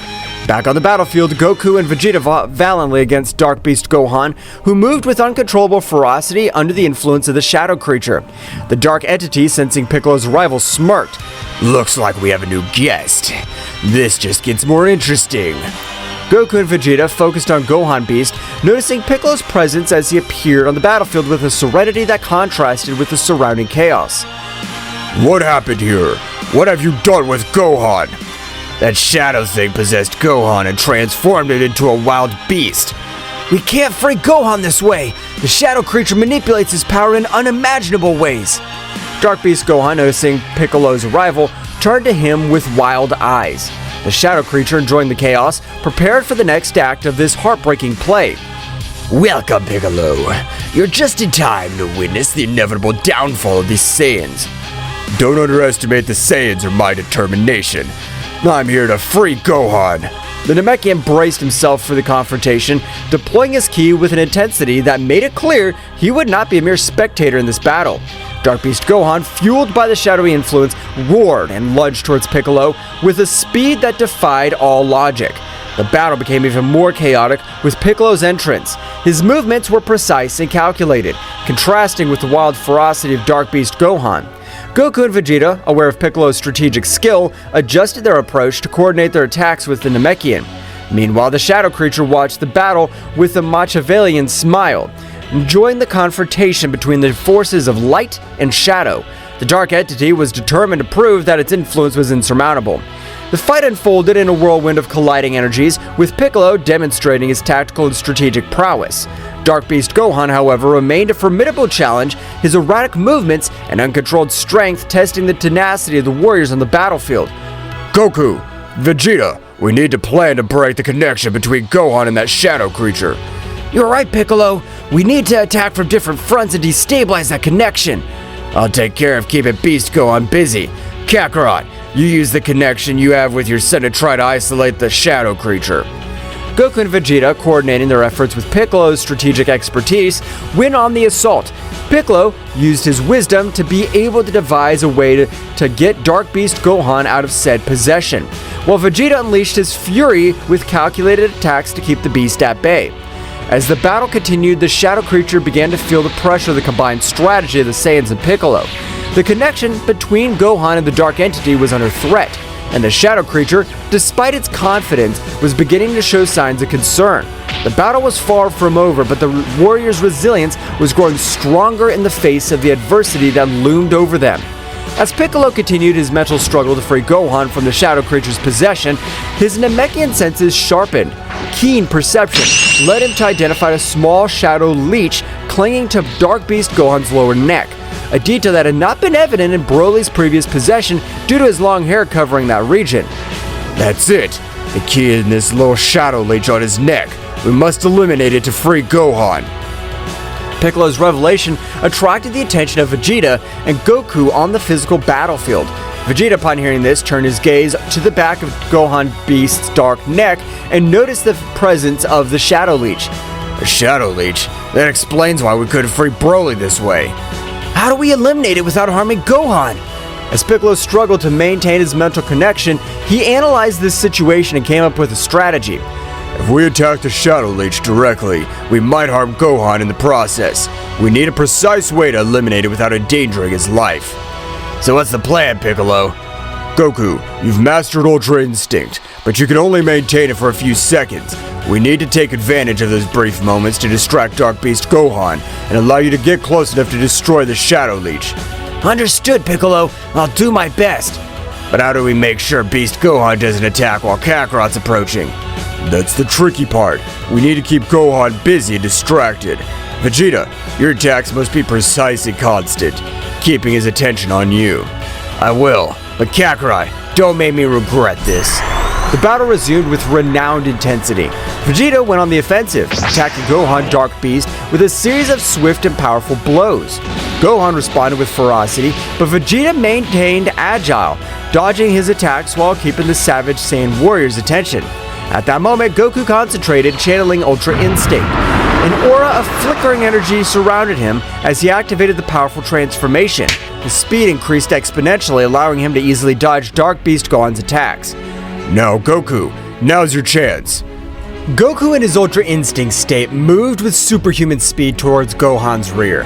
The shadow creature, still focused on the fierce confrontation with Vegeta, did not notice Goku's approach. This is my chance to end this! With pinpoint accuracy, Goku reached out his hand and touched the small shadow leech on Gohan's neck.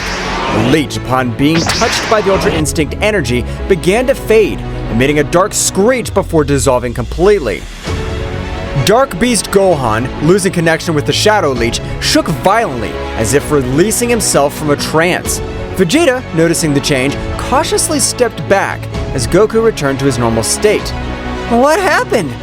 Kakarot seems to have found a way to free you from that thing. It was risky, but it worked. Well done, Goku, but don't let your guard down. This shadow creature might have more tricks up its sleeve.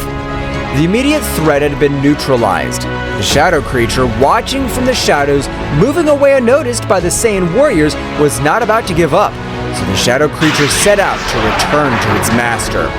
After the terrifying moment that the Z warriors had experienced, Goku and Vegeta realized that Beerus and Whis were not on Earth.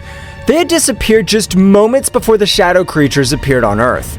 This is because Daishinkan discovered that Zeno-sama had been killed by his father and immediately summoned all the angels and gods of destruction.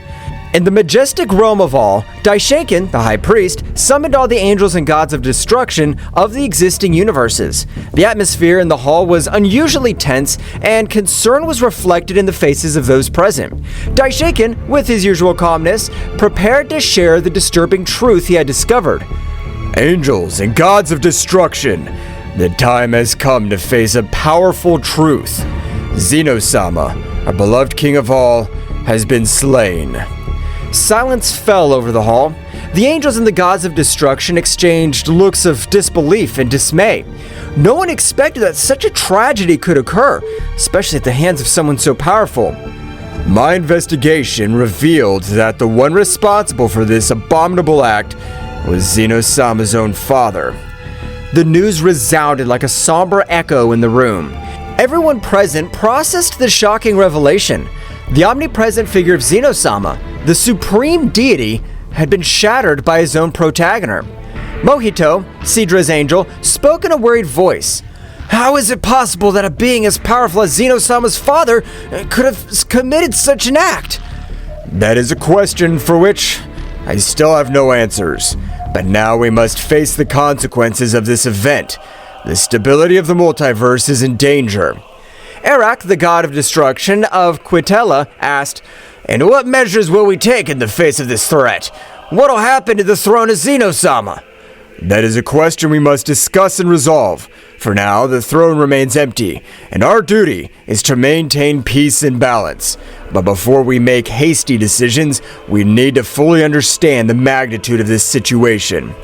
Beerus and Whis prepared to inform the gods of destruction and angels of all universes about what they had witnessed while on planet Earth with Goku and Vegeta. The Hall of the Realm of Everything was filled with celestial beings, each one expectant and worried about the news they were about to receive. Attention everyone! We have crucial information to share about the events that have been unfolded. Before we are summoned here, the father of Zeno-sama appeared on all the planets of the multiverse. Surprise was reflected on the faces of those present. Murmurs and whispers filled the room, as the gods of destruction and angels exchanged looks of disbelief. His visit was not simply to report the death of Zeno-sama. He announced the holding of the tournament that would determine the survival of the planets in each universe. Additional rumors filled the room, creating a constant buzz of concern. The gods of destruction and angels wanted to understand the implications of such an announcement. He informed the rules of the tournament and the intentions behind such a competition, but it's necessary that we all work together to get answers and face this threat. It is time to join forces and overcome this crisis. The fate of our universes is at stake. As the gods and angels absorbed the gravity of the situation, in every corner of the Hall of the Realm of Everything, conversations and plans were brewing to confront the mysterious tournament that threatened to upset the balance of the multiverse. Uncertainty hung in the air, but the determination of the divine beings was determined to face the unknown that lay ahead. In the Hall of Everything, Daishinkan, the High Priest, sensed the imminent arrival of extremely powerful entities heading for the different planets of the multiverse. His face reflected seriousness as he prepared to inform all the angels and gods of destruction present of the coming threat. Gods and angels of destruction, the time has come to face a new and challenging threat. Entities of great power are headed towards the planets of our universes, and their goal seems to be a direct confrontation with the strongest warriors of each world. The expressions of those present became serious. Aware of the gravity of the situation, Daishinkan continued with determination. It's crucial that we move quickly to protect the strongest warriors of each planet, regardless of which universe they belong to. The threat we face does not respect universal boundaries, and we must act with unity to preserve the balance. Vados, the Angel of Champa, raised his hand. How do you plan for us to move, Daishinken? We each have responsibilities in our universes. I understand the complexity of this situation, but the magnitude of this threat requires immediate action. I suggest that every angel and god of destruction move to the planets threatened by this unknown force. We must prevent the strongest warriors from being defeated before we can fully understand our enemies. Sounds like a sensible plan, Daishinken. If we all work together, we can protect our warriors and gain more information about these powerful entities. Each angel and god of destruction nodded in agreement, accepting the need to act immediately. They moved quickly to the various planets, casting aside universal barriers in a joint effort to safeguard the multiverse. May the wisdom and power of each of you guide this effort. Let us not underestimate this new threat. Our duty is to protect the existence of our universes. With those words, the angels and gods of destruction dispersed, leaving the Hall of All in preparation to face a challenge that transcended universal boundaries and demanded the collaboration of all divine beings. Uncertainty hung in the air, but determination to preserve the balance of the multiverse guided the powerful beings in their joint mission. The angels and gods of destruction quickly teleported to the threatened planets, each determined to protect the strongest warriors on the various planets. In the blink of an eye, the skies lit up with flashes of divine energy as Iwamo and Ewin, Cognac and Quintella, Matanu and Geen, Whis and Beerus, and the other angels and gods of destruction headed toward their assigned destinations. The planet Thraxis Nocturnae lay peaceful in the corner of the cosmos, its nocturnal luminosity radiating a tranquility that was about to be disturbed. In the vast space, Iwamo the angel, with his small book in hand, and his god of destruction Ewin, an imposing figure with a stern gaze, detected the arrival of a shadow creature, a minion of Zeno-sama's father. The creature, shrouded in malevolent darkness, descended with malevolent determination towards Thraxis Nocturnae. Ewin, without hesitation, deployed his energy of destruction while Iwano stood by, hoping to resolve the conflict without a bath of chaos. Creature, your darkness will not be tolerated in this realm. Stop your destructive plans. The shadow creature emanated a guttural growl, its presence emanating an unnatural energy that distorted the space around it. The space battle began with an explosion of opposing forces. Ewin launched destructive beams, while Iwamo used his speed to dodge the attacks and assess the situation. Ewin, this creature's stronger than we imagined. We must be cautious. I know, Iwamo, but we can't let him destroy Thraxis Nocturnae. We must give our best. The shadow creature, agile and evasive, responded to the attacks with dark energy waves that distorted space. The battle spread across the firmament, leaving traces of destructive energy in its wake. Ewin tried to anticipate the creature's movements. However, the shadow creature proved to be agile and adaptive, countering every strategy with an unmatched dark force. Our conventional methods don't work. Ewin, we need to combine our forces. I agree, Iwamo. It's time to show them the true power of destruction. Iwamo and Ewin merged their energies, creating a flash of light that defied the surrounding darkness. The shadow creature, perceiving the threat, intensified its own energy, generating a collision of cosmic forces that shook space itself. The battle reached a fever pitch, with cosmic explosions lighting up the scene as Iwamo and Ewin struggled to contain the darkness. The struggle took place not only on the physical plane, but also on the spiritual one, where the will to protect Thraxis Nocturnae was pitted against the ruthless ambition of the shadow creature. The fusion of Iwamo and Ewin unleashed a dazzling energy that eclipsed even the nocturnal luminosity of Thraxis Nocturnae. The gold and violet glow enveloped the divine couple as they prepared to face the dark threat looming over the peaceful planet. It's time to show the true extent of our power, Iwamo. The shadow creature, aware of the growing threat, rushed towards them with supernatural speed. Iwamo, with his keen perception, anticipated every movement of the creature, allowing the couple to dodge its onslaughts with heavenly elegance.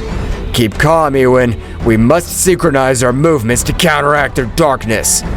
Ewin nodded and unleashed a series of destructive energy blasts that lit up the space around him. However, the shadow creature responded with amazing agility, dodging every attack with meandering movements. The battle became a cosmic game of strategy and speed. The Angel Awamo and the God of Destruction Iwin soon realized that in order to defeat this entity, they would need a coordinated attack that transcended the limits of their individual abilities. In a moment of perfect timing, they unleashed a gale of combined energy. Awamo channeled the energy of destruction while Iwin released violet flashes of destruction. Focus your energy, Awamo. Let's get rid of this darkness once and for all. Awamo nodded and joined the attack with determination.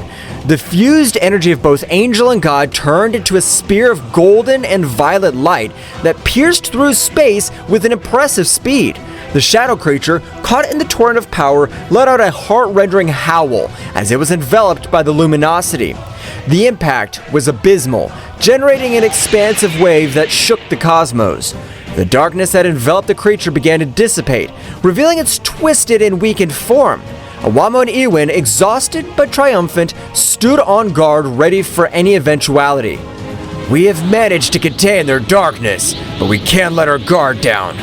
The shadow creature, now visibly weakened, recoiled before the imposing presence of Awamo and Iwin.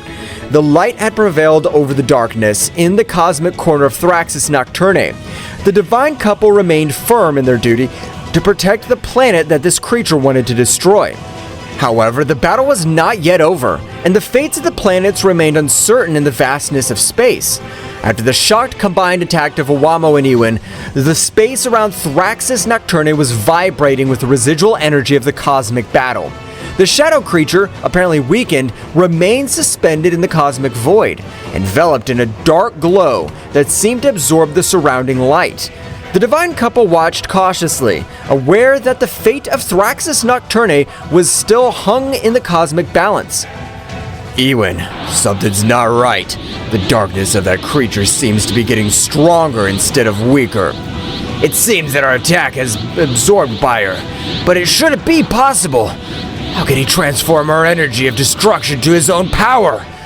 The shadow creature, now surrounded by a more intense aura, began to change its shape. Its twisted figure became more defined. His eyes shone with a malevolent lucidity. The darkness emanating from her was becoming denser, distorting the space around her. You have underestimated my true potential, Angel and God of Destruction. Your energy has strengthened me beyond your comprehension. The divine couple prepared for what was to come next, aware that the threat they faced had evolved. The shadow creature, now empowered by the absorbed energy, charged towards them with renewed speed and ferocity. We need to be more cautious, Iwin. It seems that every blow we inflict makes her stronger. Understood, Awamo, but we can't allow this darkness to devour Thraxis Nocturne. The battle resumed with increased intensity. The shadow creature attacked with bursts of dark energy that cut through space, while Awamo and Iwin responded with flashes of golden and violet light. The cosmic dance of lights and shadows painted an epic picture in the vastness of the universe. Each blow and backlash echoed like thunder in space, distorting reality itself. Awamo, with his keen perception, tried to anticipate the movements of the dark creature, but the dark entity proved to be unpredictable. Iwin, with his energy of destruction, sought to weaken the creature, but his attacks seemed to be absorbed and turned into an additional source of power. Every time we hit her, her power increases. We can't go on like this. We must find a way to counteract his ability to absorb our energy. Do you have any ideas, Awamo? Awamo pondered for a moment, his angelic mind working in search of a solution. Meanwhile, the shadow creature, aware of its opponent's confusion, took the opportunity to launch a surprise attack. A wave of dark energy enveloped Awamo and Iwin, distorting their perception and weakening their defenses. Ha ha ha ha ha ha! Your resistance is useless. I am the embodiment of darkness. His light cannot prevail before me. The situation was becoming more and more desperate for the divine couple as they struggled to resist the shadow creature's attacks. Awamo turned his attention to the small book he always carried with him. An idea began to form in his mind. Iwin, I think I have an idea, but we need to synchronize our attacks in a different way. Explain yourself, Awamo. Awamo explained his plan to Iwin, who nodded in understanding. Both God and Angel prepared to put their strategy into practice. The shadow creature, confident in its superiority, launched into the attack again, but this time Owamo and Ewin were ready to respond differently. Now, Ewin, combine your energy of destruction with mine in a more controlled way. Ewin nodded and channeled his energy to Owamo, who, in turn, merged it with his. Instead of launching a direct attack, they created a sphere of combined light and energy that floated between them. Do you think this tactic will change the outcome? We'll see. The energy sphere began to slowly expand, emanating a glowing light that contrasted the surrounding darkness. The shadow creature, curious but confident, watched the development with disdain. The fused power is not only destructive, but it also has properties that counteract its absorption capacity. The combined energy sphere, now reaching its maximum expansion, released a wave of light and energy that enveloped the shadow creature. This time, instead of absorbing the power, the darkness that characterized her began to dissipate. What is this? My power should not be weakened. We create an energy that goes beyond destruction and creation, one that neutralizes the darkness that you're trying to absorb. The shadow creature, weakened by Owamo and Ewin's strategic counterattack, retreated as the combined energy sphere continued to exert its effect. The light emanating from the sphere began to purify the darkness surrounding the entity, revealing its original form before corruption. It seems our tactic's working, but we must make sure we contain it completely. We can't let our guard down. Let's continue with the strategy until the creature's completely neutralized. The space battle continued, but this time Owamo and Ewin had the upper hand. His sphere of combined energy continued to exert its purifying effect, dispelling the darkness that threatened Thraxus Nocturne. With each passing moment, the shadow creature grew weaker. The light of hope began to shine in the corner of the cosmos that was once on the verge of destruction. The shadow creature, weakened by Owamo and Ewin's strategy, retreated into space, its distorted form twisting as the combined energy sphere continued to purify the darkness that enveloped it. In a desperate attempt to regain his strength, the shadow creature began to explore its surroundings, looking for an opportunity to turn the situation in his favor. My power is weakened here. I need to find a place where darkness prevails. While exploring, the shadow creature noticed something that favored him. His eyes flashed with malevolent anticipation as he discovered that this world was called Thraxus Nocturne because it was a planet plunged into shadows. The dark entity smiled malevolently as he realized that this planet could provide the darkness needed to revitalize his power. Ha ha ha ha! Thraxus Nocturne, a feast of darkness awaits me! With amazing speed, the shadow creature launched itself towards the planet, traversing space with great speed. Owamo and Ewin, aware of his intentions, followed closely, determined to stop any attempt by the shadow creature to plunge into the darkness of the planet. As the creature approached Thraxus Nocturne, the darkness of the planet seemed to intensify, as if responding to its presence. The planet's nighttime atmosphere shone with a faint luminosity, offering a fascinating contrast to the surrounding stars. Ewin, we must prevent the creature from being filled with dark power. If she succeeds, it'll be even more difficult to stop her. Understood, Owamo. We'll not allow the darkness of this planet to fall into the hands of that entity. The shadow creature descended on Thraxus Nocturne with a terrifying impetus. As she approached, the darkness seemed to take her in, enveloping her with a gloomy welcome. The shadow creature began to absorb the darkness of the planet, its twisted form vibrating with a new energy as it filled with the essence of Thraxus Nocturne. Ha ha ha ha! Yes, this darkness will strengthen me. Nothing can stop me now. Owamo and Ewin, wasting no time, headed towards the shadow creature, determined to stop its advance before it became unstoppable. The battle in the shadows of Thraxus Nocturne was about to take a very drastic turn. We cannot allow this darkness to completely corrupt this creature. We must stop her before she becomes invincible. Your previous strategy was effective, Owamo. Let's keep working together to counter his power. Deep in the shadows of Thraxus Nocturne, the intense presence of the absorbing shadow creature did not go unnoticed by the most powerful warriors on the planet. Turles, Bardock, Raditz, Frieza, and his brother Cooler felt the darkness increasing around them and, with a mixture of amazement and concern, headed toward the epicenter of the threat. Something's not right. The darkness in this place is getting denser. Whatever it is, we cannot let it threaten Thrax's Nocturne. Let's investigate. The warriors moved nimbly across the gloomy terrain, advancing towards the source of the darkness. As they got closer, the atmosphere became heavier, as if the shadow itself wanted to resist their advance. The darkness is different. I feel a strange pressure. I'm not afraid of the dark, but this is unusual. Cooler, stay alert. Understood, Frieza. Let's find out what's going on. Suddenly, a wave of dark energy erupted before them, revealing the shadow creature that was absorbing the darkness of the planet. His twisted figure and malevolent aura were as evident as the threat he posed to Thrax's Nocturne. Warriors of this planet, his darkness feeds me. Soon I will be unstoppable. We won't let you destroy Thrax's Nocturne. Get ready, creature.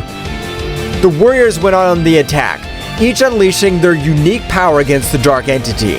Turles unleashed his evil aura, releasing bursts of destructive energy. Bardock channeled his Saiyan fury into powerful blows, while Raditz and Cooler coordinated their attacks to create a symphony of destruction. Frieza intensifying the struggle. This creature doesn't know who he's up against. Your resistance is useless. Each blow only increases my power. The shadow creature, powered by the darkness of Thrax's Nocturne, absorbed attacks with defiant ease. Each impact seemed to strengthen rather than weaken it, plunging the warriors into the disturbing reality that they were facing an enemy that fed on its own darkness. It's not working. He's getting stronger and stronger. We need to change our strategy. We can't let it absorb all the darkness on the planet. While the warriors struggled to find an effective strategy, the shadow creature, with its distorted laughter, continued to absorb the darkness, becoming more and more powerful. The Battle of Thrax's Nocturne's survival was at its most critical, and the warriors knew that they had to find a solution before the dark entity became invincible. The dark aura released by the shadow creature enveloped the warriors of Thrax's Nocturne, gradually weakening them. The warriors struggled to stay on their feet as the entity's malevolent energy infiltrated their bodies, obscuring their vital forces.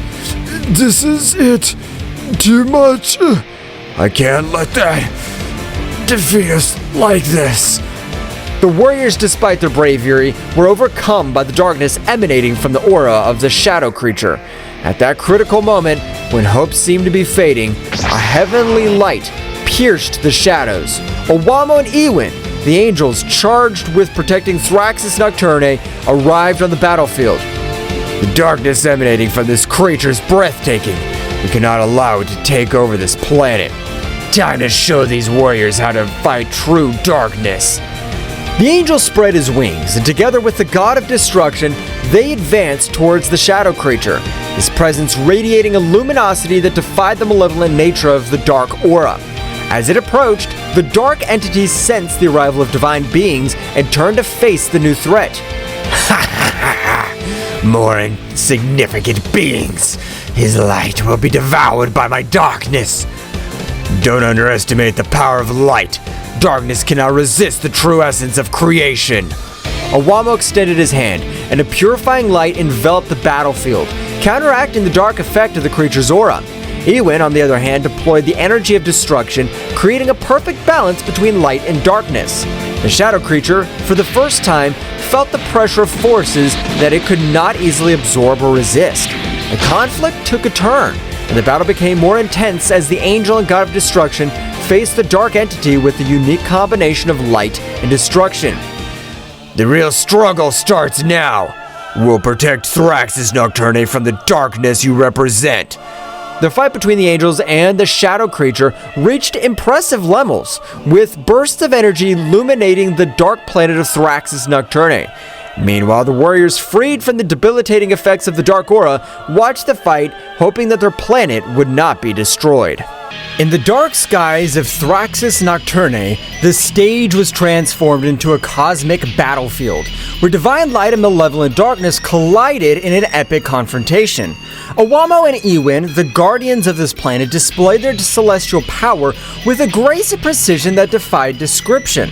The glow of the purifying light emanating from Ewin and Iwamo spread across the space, illuminating the shadows that the shadow creature was trying to grasp. Ewin and Iwamo's every move was a ballet of divine energy, as they gracefully dodged the dark attacks encountered with unstoppable force. Iwamo's wings shone with a resplendent light, like stars in the night, as he invoked the very essence of creation to repel the dark forces rising up against him. By his side, Ewin radiated an imposing presence, with his penetrating gaze fixed on the creature as it defying the darkness itself. The shadow creature, on the other hand, was fighting with an impressive ferocity, trying to resist the overwhelming power of Ewin and Iwamo. Their dark attacks were launched like ravenous shadows, seeking to consume the divine light that surrounded them. However, every attack was countered by the impenetrable force of Ewin and Iwamo, who remained firm in their purpose to protect the planet. The clash between light and darkness created a symphony of cosmic energy, with flashes of light and bursts of energy illuminating the firmament. The light will always prevail over the darkness. Your power is formidable, but it cannot resist the purity of creation. You can't stop me. I'm the very embodiment of darkness. Darkness can be powerful, but the real strength lies in balance, and we represent that balance. Ewin and Iwamo continued to deploy their energy with amazing precision, creating light barriers that repelled the attacks of the shadow creature. Every movement of Ewin and Iwamo was imbued with a divine elegance and grace, while the creature struggled with a desperate ferocity. Our mission is to protect the harmony of the universe, and that includes protecting this planet from your darkness. You can't stop me. I'm inevitable. The shadow creature launched waves of dark energy, but Ewin and Iwamo easily repelled them, maintaining an opposing presence in the midst of battle. Every blow of Ewin and Iwamo resonated with the force of creation, while the creature struggled more and more desperately. The darkness can be a challenge, but our determination's unwavering. We'll not let you destroy this planet. Your power may be formidable, but it cannot equal the eternal light of the universe. The battle continued with Ewin and Iwamo and the shadow creature facing off in an epic clash between light and dark. In the midst of the struggle, Father Zeno silently watched from his kingdom, perceived the magnitude of the conflict. With an imperceptible gesture, he decided to intervene, taking Ewin and Iwamo to a mental plane where they could confront the shadow creature in a terrain beyond the physical. In a flash of dazzling light, Iwamo and Ewin were transported to an ethereal realm, where the laws of the universe twisted and blurred. Where are we, Ewin? We have entered the realm of the mind, a place where reality is molded according to the will of the observer. Here the real battle be fought in the deepest corners of our being. While Iwamo and Ewin were transported to a mental plane by Father Zeno, the shadow creature continued its fierce assault against the warriors of Thraxus Nocturne. Turles, Bardock, Raditz, Frieza, and Cooler, the most powerful warriors on the planet, rose up against the darkness that threatened to consume their home. The shadow creature, imbued with a dark and malevolent aura, hovered over them with an overwhelming presence. He distorted his energy, enveloping everything around him, tearing reality itself apart, and threatening to plunge the planet into an abyss of chaos. We won't let you destroy our home, shadow monster. We, the warriors of Thraxus Nocturne, are not afraid of the dark. We have faced much greater dangers than you, creature. We will fight together to protect our world. The shadow creature launched a powerful dark attack towards the warriors, but they responded with relentless ferocity. Turles, his eyes shining with determination, unleashed a shower of destructive energy, summoning the very essence of nature to channel it in a torrent of energetic attacks. Their powerful attacks cut through the darkness with devastating precision, creating dazzling explosions that lit up the planet's night sky. Bardock, with his fiery ki and indomitable spirit, channeled his energy into a powerful attack. His fists were burning with a searing intensity as he launched a concentrated burst of energy towards the shadow creature, challenging its strength with its own. Bardock's attack resonated with the determination of an invincible warrior, willing to give everything for the protection of his world. Raditz and Cooler, united in battle, joined in a coordinated assault on the shadow creature. With fluid and coordinated movements, they launched bursts of energy from different angles, creating a barrier of attacks that surrounded their enemy. The shadow creature struggled to defend itself against the combined onslaught of the two powerful warriors, but its resistance was challenged by the determination and skill of Raditz and Cooler. Meanwhile, Frieza, with his golden form glowing with a golden aura, was preparing to unleash his full power against the shadow creature. His eyes shone with a cold and calculated determination as he focused his energy on a devastating attack. With a graceful and precise movement, Frieza unleashed a burst of golden energy that swirled with unparalleled destructive power, threatening to envelop the shadow creature in a mantle of fire and destruction. The battle escalated as the warriors of Thraxus Nocturne bravely faced the darkness that threatened their world. Every blow, every burst of energy echoed through space, creating a spectacle of destruction and determination. Meanwhile, on the mental plane, Awamo and Ewin were engaged in a metaphysical struggle against Father Zeno, an omnipotent entity whose presence radiated an aura of indescribable power. Ewin and Awamo, aware of the gravity of the situation, desperately sought the intervention of Father Zeno to counter the threat of the shadow creature. However, to their surprise, Father Zeno solemnly informed them that they could not intervene directly, since the balance of the universe had to be kept intact even in times of crisis. Awamo and Ewin, although unhappy with Father Zeno's decision, understood the importance of respecting the laws of the cosmos. With determination, they plunged even deeper into the metaphysical struggle, using all their ingenuity and power to find a solution to the crisis unfolding in Thraxus Nocturne. As a confrontation on the mental plane reached its climax, Awamo and Ewin found themselves face to face with the imposing Father Zeno.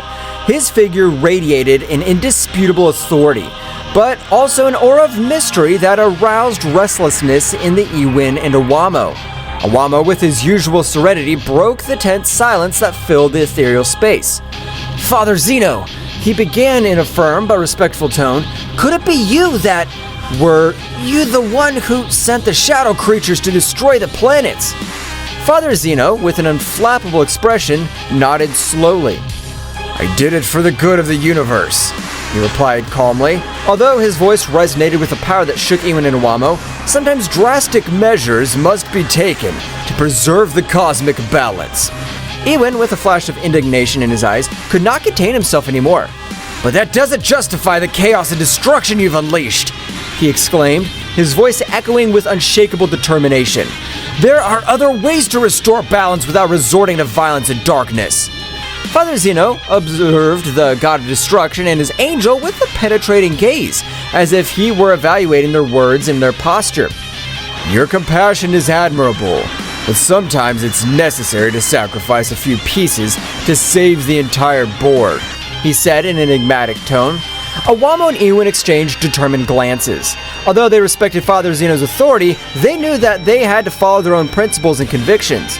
With courage, they prepared to challenge the omnipotent being in front of them, willing to fight for what they believed was right, even if it meant facing the divinity itself. The air on the mental plane was charged with tension, as Awamo and Ewin prepared to face Father Zeno. Their divine auras collided in a show of titanic forces, as Ewin and Awamo prepared to challenge the supreme being in front of them. Awamo, with his heavenly book in hand, looked at Father Zeno with determination. "Father Zeno, although we respect your authority, we cannot allow you to continue with this destruction," he stated firmly. "We'll fight for peace and balance in the universe, even if it means standing up to you." Father Zeno, with an impenetrable calm, nodded in recognition. "Your courage is admirable, but you will not be able to stop me," he replied calmly. "The fate of the universe is in my hands, and I'll do whatever it takes to preserve its balance." Without further words, the battle began with a burst of divine energy. Awamo unleashed his celestial power, summoning rays of light that he threw against Father Zeno, while Ewin threw waves of energy with determination. However, Father Zeno showed impressive resilience, deflecting every attack with surprising ease. The fight went on for what seemed like an eternity, with Ewin and Awamo and Father Zeno trading punches and counterpunches in a cosmic dance of power and skill. Every movement was imbued with a supernatural force, while the mental plane trembled under the intensity of his conflict. However, as time passed, Awamo and Ewin began to feel the weight of their opponent. Father Zeno's power was overwhelming, and every blow Ewin and Awamo received weakened them even more. Despite their bravery and determination, it seemed that they were fighting against an impossible-to-defeat force. Awamo, panting from the effort, looked at his companion with concern. Ewan, we can't go on like this, he admitted sincerely. Father Zeno's too powerful for us. Ewan, though exhausted, nodded determinedly. I know, Awamo, but we can't give up, he replied firmly. We must keep fighting for Thraxus Nocturne and for all beings in the universe. With a final effort, Ewan and Awamo gathered their forces to launch a final attack against Father Zeno. However, the Supreme Being easily overcame them, deflecting his power with a contemptuous gesture. Father Zeno looked at Ewan and Awamo with a mixture of admiration and regret. They're brave, but their struggle has come to an end, he solemnly declared. Accept your defeat and let fate take its course. With a resigned sigh, Awamo and Ewan surrendered to Father Zeno's overwhelming strength. Although they had fought with all their heart and soul, they knew that they could not defeat the Supreme Being in front of them. Father Zeno, with a compassionate look, looked at them benevolently. Rest now, my brave creations, he said gently. His bravery will be remembered throughout the universe. Father Zeno, with an unflappable expression, extended his hand towards the exhausted Ewan and Awamo. In an instant, a powerful burst of cosmic energy emanated from his palm, enveloping Awamo and Ewan in a dazzling radiance. Ewan and Awamo screamed in agony as Father Zeno's energy enveloped them, feeling every fiber of their being torn apart under the relentless power of the Supreme Being.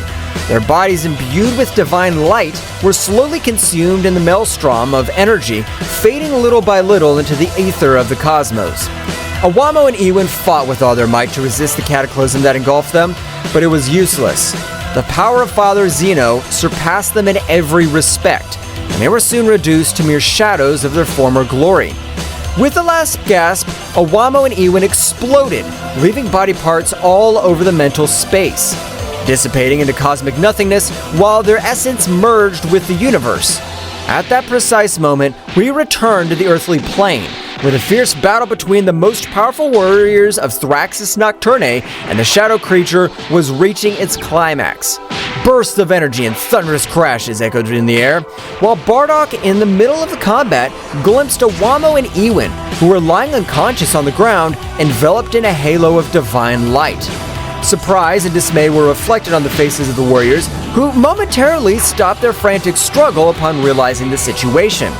Bardock, his eyes wide open, watched in horror as Ewan and Awamo's bodies began to shake, emanating flashes of energy that increased in intensity with each passing second. A tense silence enveloped the battlefield as everyone watched the scene in disbelief. Suddenly, a heart-rending explosion echoed in the air, making the earth and sky tremble. Bardock and the other warriors were thrown back by the force of the explosion, protecting themselves as best as they could from the shockwave that was spreading around them. When the afterglow of the explosion faded, what was left was a smoking crater where Awamo and Ewan once stood. The warriors slowly stood up, stunned by what they had just witnessed, as the shadow creature, now shrouded in an even denser darkness, prepared to lash out again before the protecting warriors of Thraxus Nocturne. Bardock clenched his fist determinedly, feeling a mixture of sadness and fury burn inside him. He knew that they must continue the fight, not only for the honor of their planet, but also in memory of the brave fallen guardians. With a war cry, the warriors rushed into combat again, determined to avenge the loss of their comrades and protect their home from the darkness that threatened to consume it. After the devastating explosion that killed Awamo and Ewan, the warriors of Thraxus Nocturne gathered in a circle, still stunned by what had happened. Bardock, with a gloomy look, broke the silence with a grave tone. Damn it! What the hell just happened? Charles, frowning, shook his head in disbelief. I don't know, but we can't let this sacrifice be in vain. We need to get this thing over with once and for all. Raditz, with his fist clenched, furiously nodded determinedly. You're right! Awamo and Ewan gave their lives to protect this planet. We cannot disappoint his sacrifice. Frieza, with his usual impassive expression, spoke in a cold and calculated tone. The death of Ewan and Awamo should not be in vain. We must unite and concentrate our efforts on defeating that shadow creature. Cooler, with a serious look, added determinedly, We are facing an unprecedented threat. But if we fight together, we can overcome it. Let's do it for the honor of Thraxus Nocturne, for the legacy of our brave comrades. Bardock nodded solemnly, his jaw tense with determination. So, are we in agreement? We'll fight together until the end and avenge our fallen. The warriors nodded in agreement, sharing a look of determination and unity. With their hearts filled with determination, they prepared to face once again the darkness that threatened their home. As the warriors prepared to face the shadow creature again, a fierce determination burned in their hearts. Turles, feeling the energy of the battle, was the first to unleash his power. It's time to show them our true power! With a powerful scream, Turles wrapped himself in an aura of energy. Her dark hair turned golden and her eyes shone with a dazzling intensity. The energy of the Super Saiyan emanated from his being, infusing strength and determination into his entire being. Raditz, inspired by Turtle's example, followed suit. It's my turn! With a burst of energy, Raditz's dark hair bristled, turning golden just like his brother's. His ki increased dramatically, emanating a commanding presence that filled the battlefield. Seeing the transformation of his comrades, Bardock also joined the fray. I can't stay behind! With a battle cry, Bardock unleashed all his power. His fiery aura enveloped him in a higher golden glow. His energy increased to astronomical levels, propelling him towards a higher form of his race. Frieza, observing the transformation of the Saiyans, did not want to be left behind. The time has come to show my true strength! With a burst of energy, Frieza transformed into his golden form of maximum power similar to 100% full power.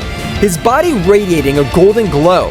His power multiplied several times, turning him into an unstoppable force that rivaled the sunlight itself. Cooler, feeling the energy surrounding him, decided to join the fight with all his might. It's time to unleash my true potential!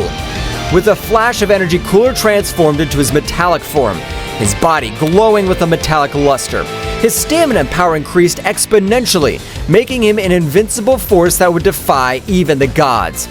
With their transformations complete, the warriors of Thraxus Nocturne once again faced the shadow creature with renewed determination and a power that eclipsed any darkness.